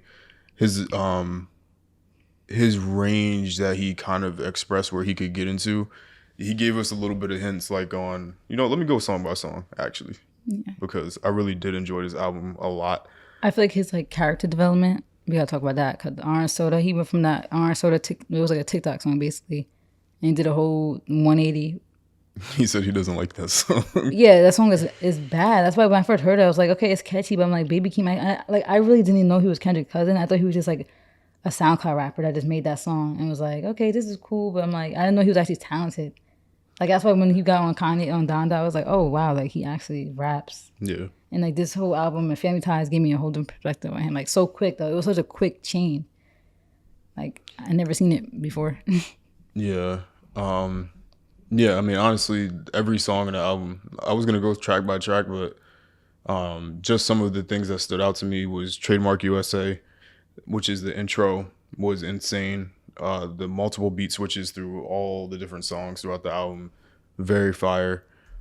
His one thing that makes Kendrick special, and I hate doing the comparison thing, and God, please, I'm not comparing these two. I don't like when people compare different artists, but just using Kendrick as a point of reference for people that are able to transition, or like even if you look at Kanye, people that are able to use their voice as an instrument and do little high-pitched things here or low-pitched things here, or sing or hum or use their voice as an instrument as opposed to just getting on a beat and just rapping or just talking. Like, it just makes the song that much better. So he definitely displayed that to the utmost ability on this album. Like this whole country voicing is new. Yeah. Everybody's making fun of it with the emoji, with the Top of the morning. Top of the morning. amazing, brother. He bring out. Is he from the South? Isn't he from the South? Girl. Oh, is he from Chicago? I, No, wait, no, Detroit, Michigan. who are you talking about? They're from like Compton, Oh, California. but whoa! I knew that. Oh my God, whoa! Anyway, Scratch that. no. That's what I'm trying to figure out where listen, the country this thing is, came from. Let me. This is Okay, this is your segment. This Go is ahead. ISO. Let me isolate. Okay. Trademark USA, very fire. Beat switch was crazy. The weird high pitched thing he did on the second beat was fire. What a way to intro. His song was, the beginning part sounded like a sample, and then it switched immediately into just ignorant 808s, and then transitioned to a second beat after that. It was just nuts. Is it Scapegoats is the song that he previewed? Yeah, Scapegoats was the one that he did for the album trailer. Insane. I wish he would have kept doing more on that beat. It was only a minute long, but he was in his bag on that one. Range Brothers obviously goes without saying. Top of the morning. And that With Nights. Mike Cakes, little feature in there. I think that's cool. Like, I love to see people come up, and we literally seen his come up. Like I love to see people literally come up from TikTok. Like people hate that TikTokers are like the new celebrities, but I actually love to see people have like life-changing stuff happen to them. I don't care for it. No, I think that's cool. Like he's mad funny. It's like, okay, cool. Like that's his voice literally fits perfect. Like I feel like his voice goes with the whole Kendrick chain voice thing. Bring me. He's so funny. Yeah, Range Brothers was insane. That was like my favorite song, I think. It had 3 beat switches. It had Mike Cakes, if you're a Mike Cakes fan. Do you even know you listen to the same song? You're like, this is the Yeah. same song? There's a lot. Like, I think I like Do-Rag Activity more within the context of the album. I didn't like it when it came out. Vent is fire. 16 is very fire. He gave us R&B kind of thing on the outro. Scars is extremely fire. Very 808s-ish with the African drums. Coco with Don Toliver, fire. I'm sure that'll get abused on TikTok because of the melody in there. They love Don Toliver on TikTok. Ever since No Idea. Yeah, really everything on here. This was really like a real solid album. Yeah, I've been abusing it, unfortunately, but it's just because when you get a new artist that puts out this quality of a project, it's like a breath of fresh air, basically, for me. So it's like getting to understand somebody new, but something of quality, because a lot of times with new artists, it's like they're still trying to develop and stuff like that. This is such a complete body of work that is just like, I don't know, it's just crazy. It's almost like when The Weeknd came out with like House of Balloons and all that era, where it was like crazy. Like you knew he was like next. Yeah, because it was so like put together and polished, and it was great. Yeah. So Like, obviously, he's still fresh. Like people are trying to talk about he's an album of the year contention. I don't think so, but it was a really good album. I think it was better than Is that his CLB. first album? Yeah, for a first album, that's like a solid first album. I think it's better than CLB too. Donda, I think Donda still got it because it's just there's just so much more like development in the music. It was so much more like I don't know, something about Donda. But it's like not like Baby Keem's album was not far behind. The funny part is that if you put this into perspective, this album was done a year ago too. So Yeah. or over a year ago. At this point, I think a year and a half ago, this album was finished. So who knows what his music sounds like today? Is probably something absolutely insane. So I can't wait to listen to more.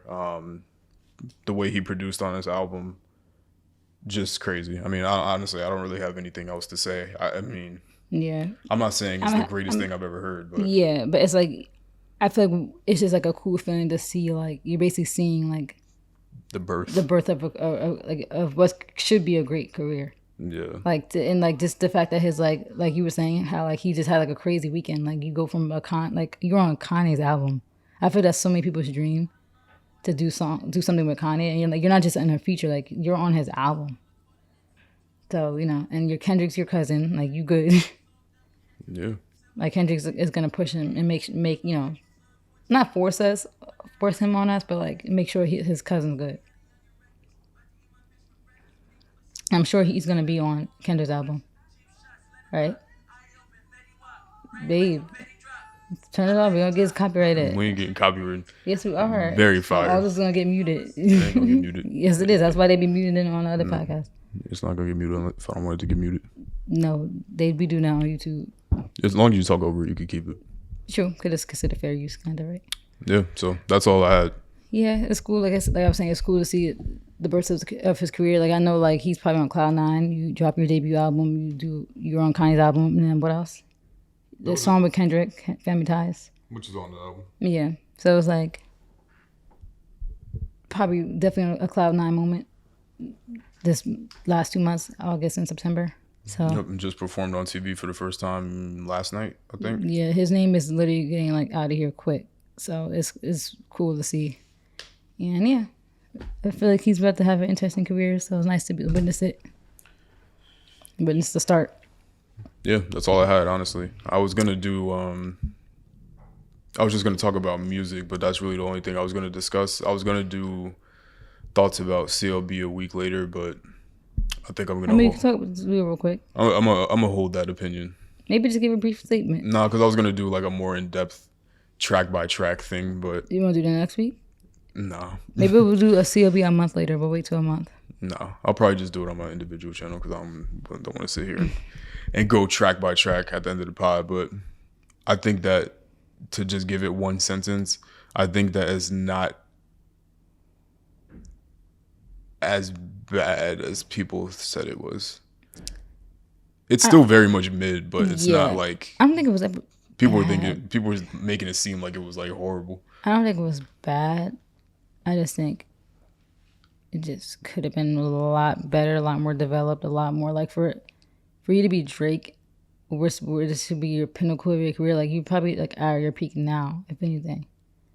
It should have been your greatest album. With all the anticipation, it should have been your greatest album. You should have been in that studio pushing your pen, pushing your limits, in there scrapping and rewriting and re-recording and until you get that perfect song. It should have been a masterpiece. And I just feel like,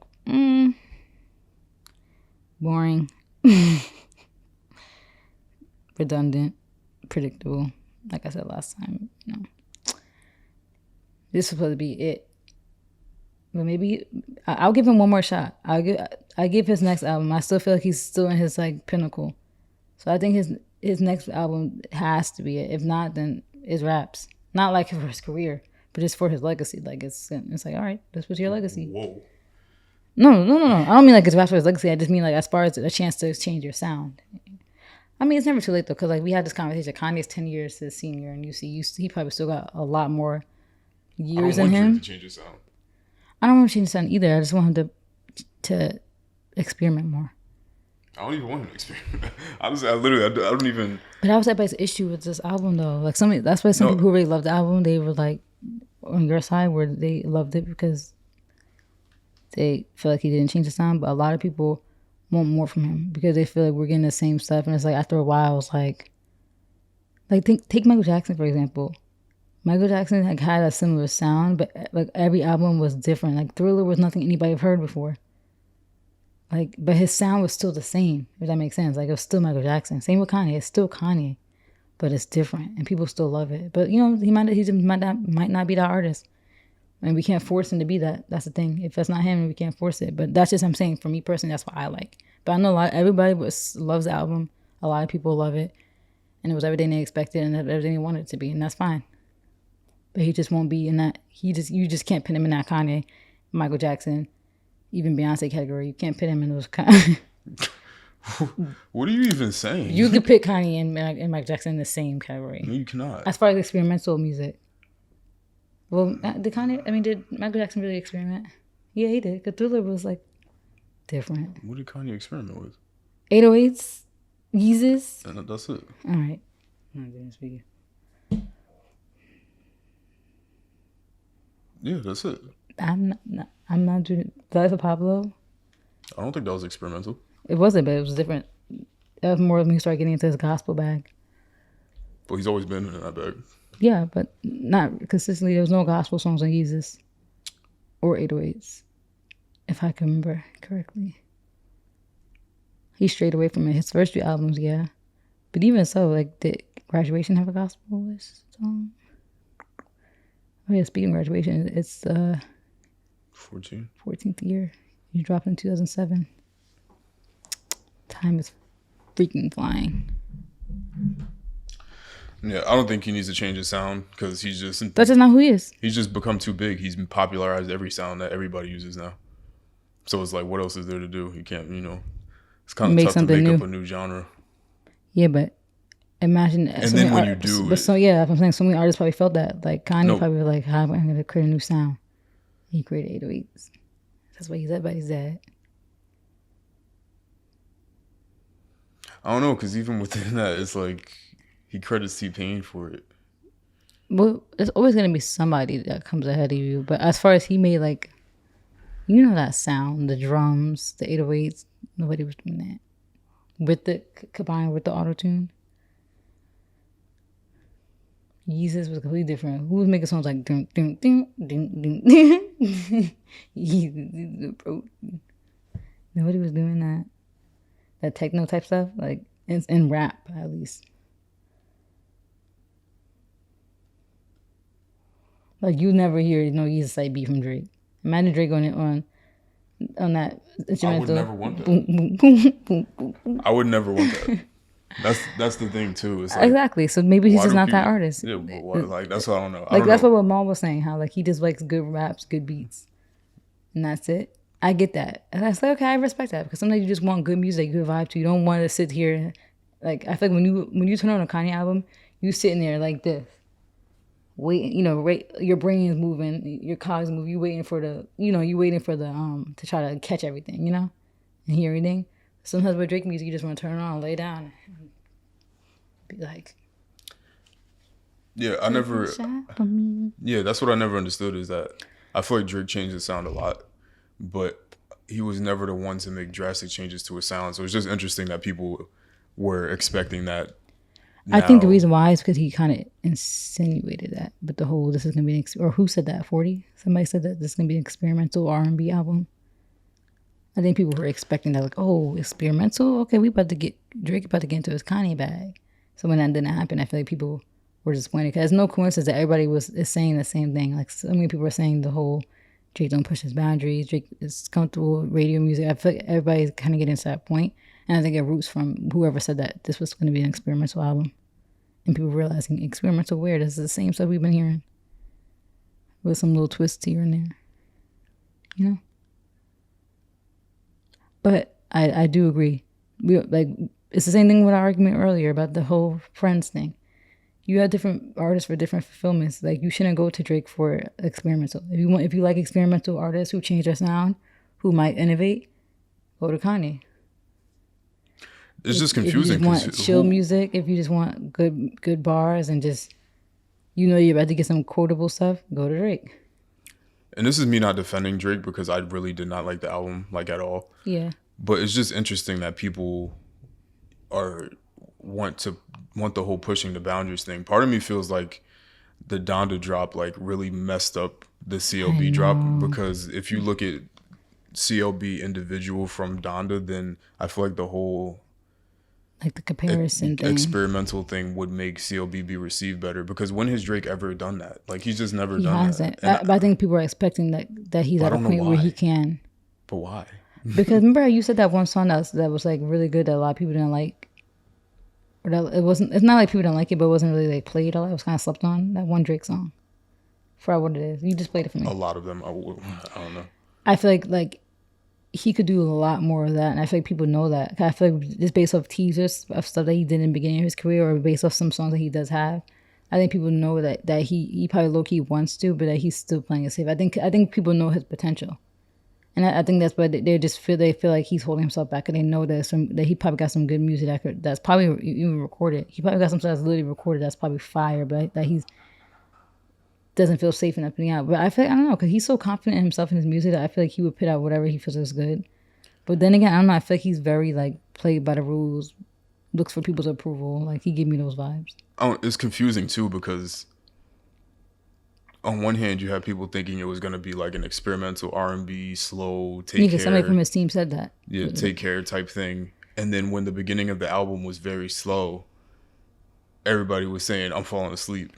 But because there was no experimental. I think people were looking for that experimental aspect. But what does that mean, though? I don't know. I really thought people thought they was getting a new 808s. People probably thought this, we about to get a new sound. We about to get a new 808. Like what 808s was for that time period. I think people thought that's what CLB was going to be for 2021. Like, they thought we was about to get an 808s. That's why I get confused, because there's not many people that innovate anything in music, really. Like, realistically, even if you Exactly. But I think Drake is like a superstar. They expect that I think they put that pressure on him. I don't know why, though. Yeah, I don't know why either. Like, I mean, I guess I'm going to go together too. Because like, seriously, when you look at anybody, like Beyonce's not an innovator, for example. She hasn't changed anything in music. No, she's just very talented. She's very And talented. she created some, like, the visuals. Well, actually, you know, No, that was her kind of disrespectful. performance, Like her And the layering of her that's vocals. existed forever. She's just really a really good vocalist. Okay, we'll give her the performance. I mean, nobody does performances like her. Let me clarify my statement, because that came out crazy. She hasn't, like, the music that she makes fits a sound that already exists. Like, R&B already is what exists. Like, so in terms of pushing the sound, that hasn't really,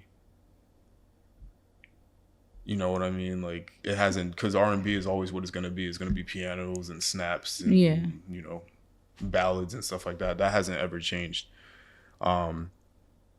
So if you look at R&B singers, there's not many people that change the genre. Like, an entire genre of people have never really changed the genre ever. R&B from the 90s can sound exactly like R&B today, except with maybe different claps. I don't know.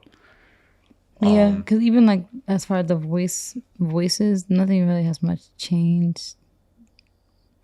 Maybe in R&B now has a lot more, like you said, drums. A lot more like 808s. Like, they started adding the trap hip-hop effect to R&B. In the 90s, it was more so, like, guitars.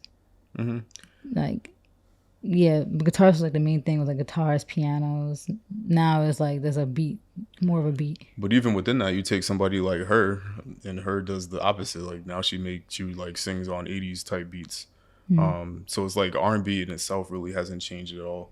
And when you look at rap from, like, the 80s and 90s, it was a lot of samples, high pitched samples, all that kind of stuff. Then it went to, like, the synth crunk South, dirty South stuff. And now it's 808. Now it's just everything is a hard 808. knocking your speakers with the blow. So there's not, basically what I'm trying to say is there's not many innovators. So it's just interesting that people look to people to innovate something when there really aren't that many. I think Drake is just held to such a high standard because people see him as, like, this generation's, like, Michael Jackson. They see him as somebody we've never seen before. Like, he's done crazy stuff, you know?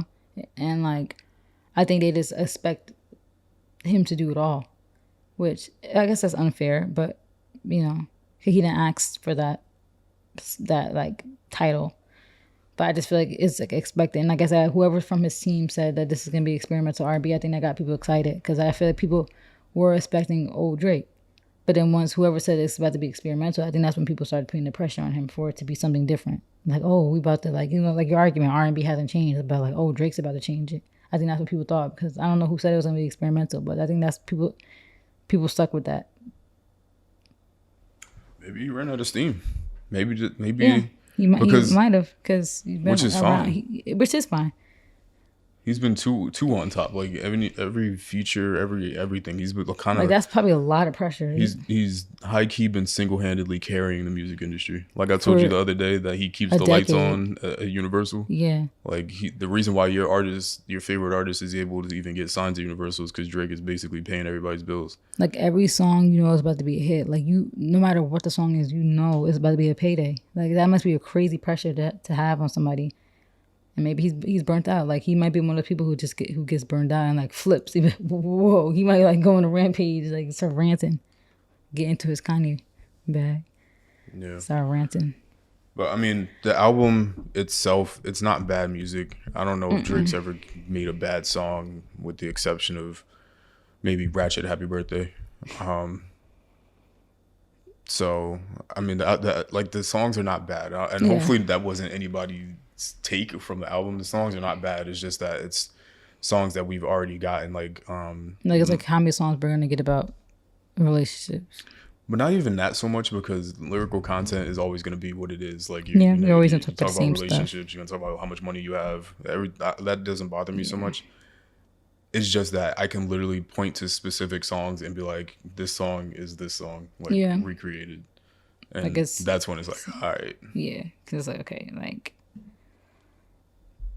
wrap it up. Like, it's like the songs were duplicated. That's why that was really my takeaway a week later, because initially I hated it completely. But now, like, obviously Champagne Poetry, keeping that on the loop forever. And the only other song is, that's it. Personally, that's the only song I'm not going to hold you. Anything prior to If You've Seen This Too Late, I don't have on my phone.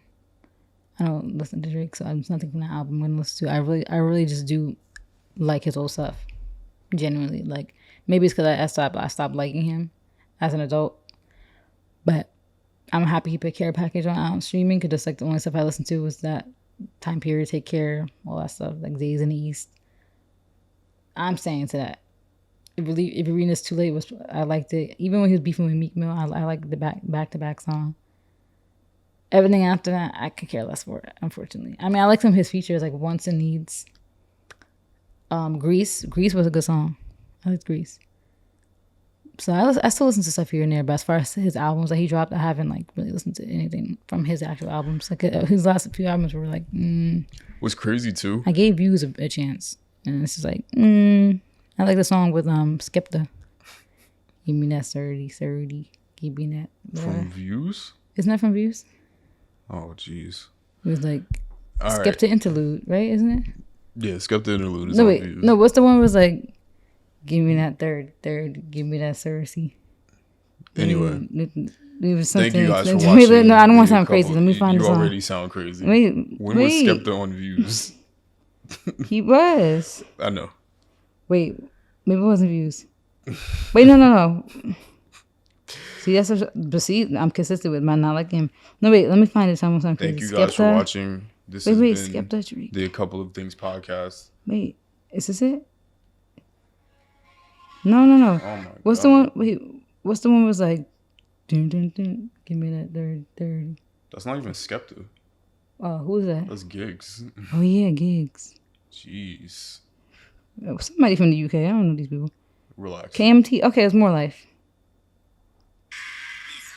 I like this song. But when I play the song. Give me that 30. Oh, give me that dirt. That's what he's saying. Yeah, sir. What is a 30? What do you? Look, bringing that 30. That's some UK slang. I don't know what they be saying over there. Bringing that 30. Bringing that 30. I like that song. I'm gonna lie, but I don't. You like the beat. Yeah. No, I like Gigs. I like this flow. Give me that 30. Give me that 30. That's all I got. I'm getting out of here. Yeah, I need a pack. I haven't packed. I need to do my hair. Oh my God, that's gonna take forever. I have to pluck the wig and bleach my head and stuff. Okay. I'm not getting no sleep. Thank you guys for watching. This has been the A Couple of Things podcast, where we talked about mad things. That's what be our outro. Thank you guys for watching. Thanks. As always. For watching, listening. I will see you guys later.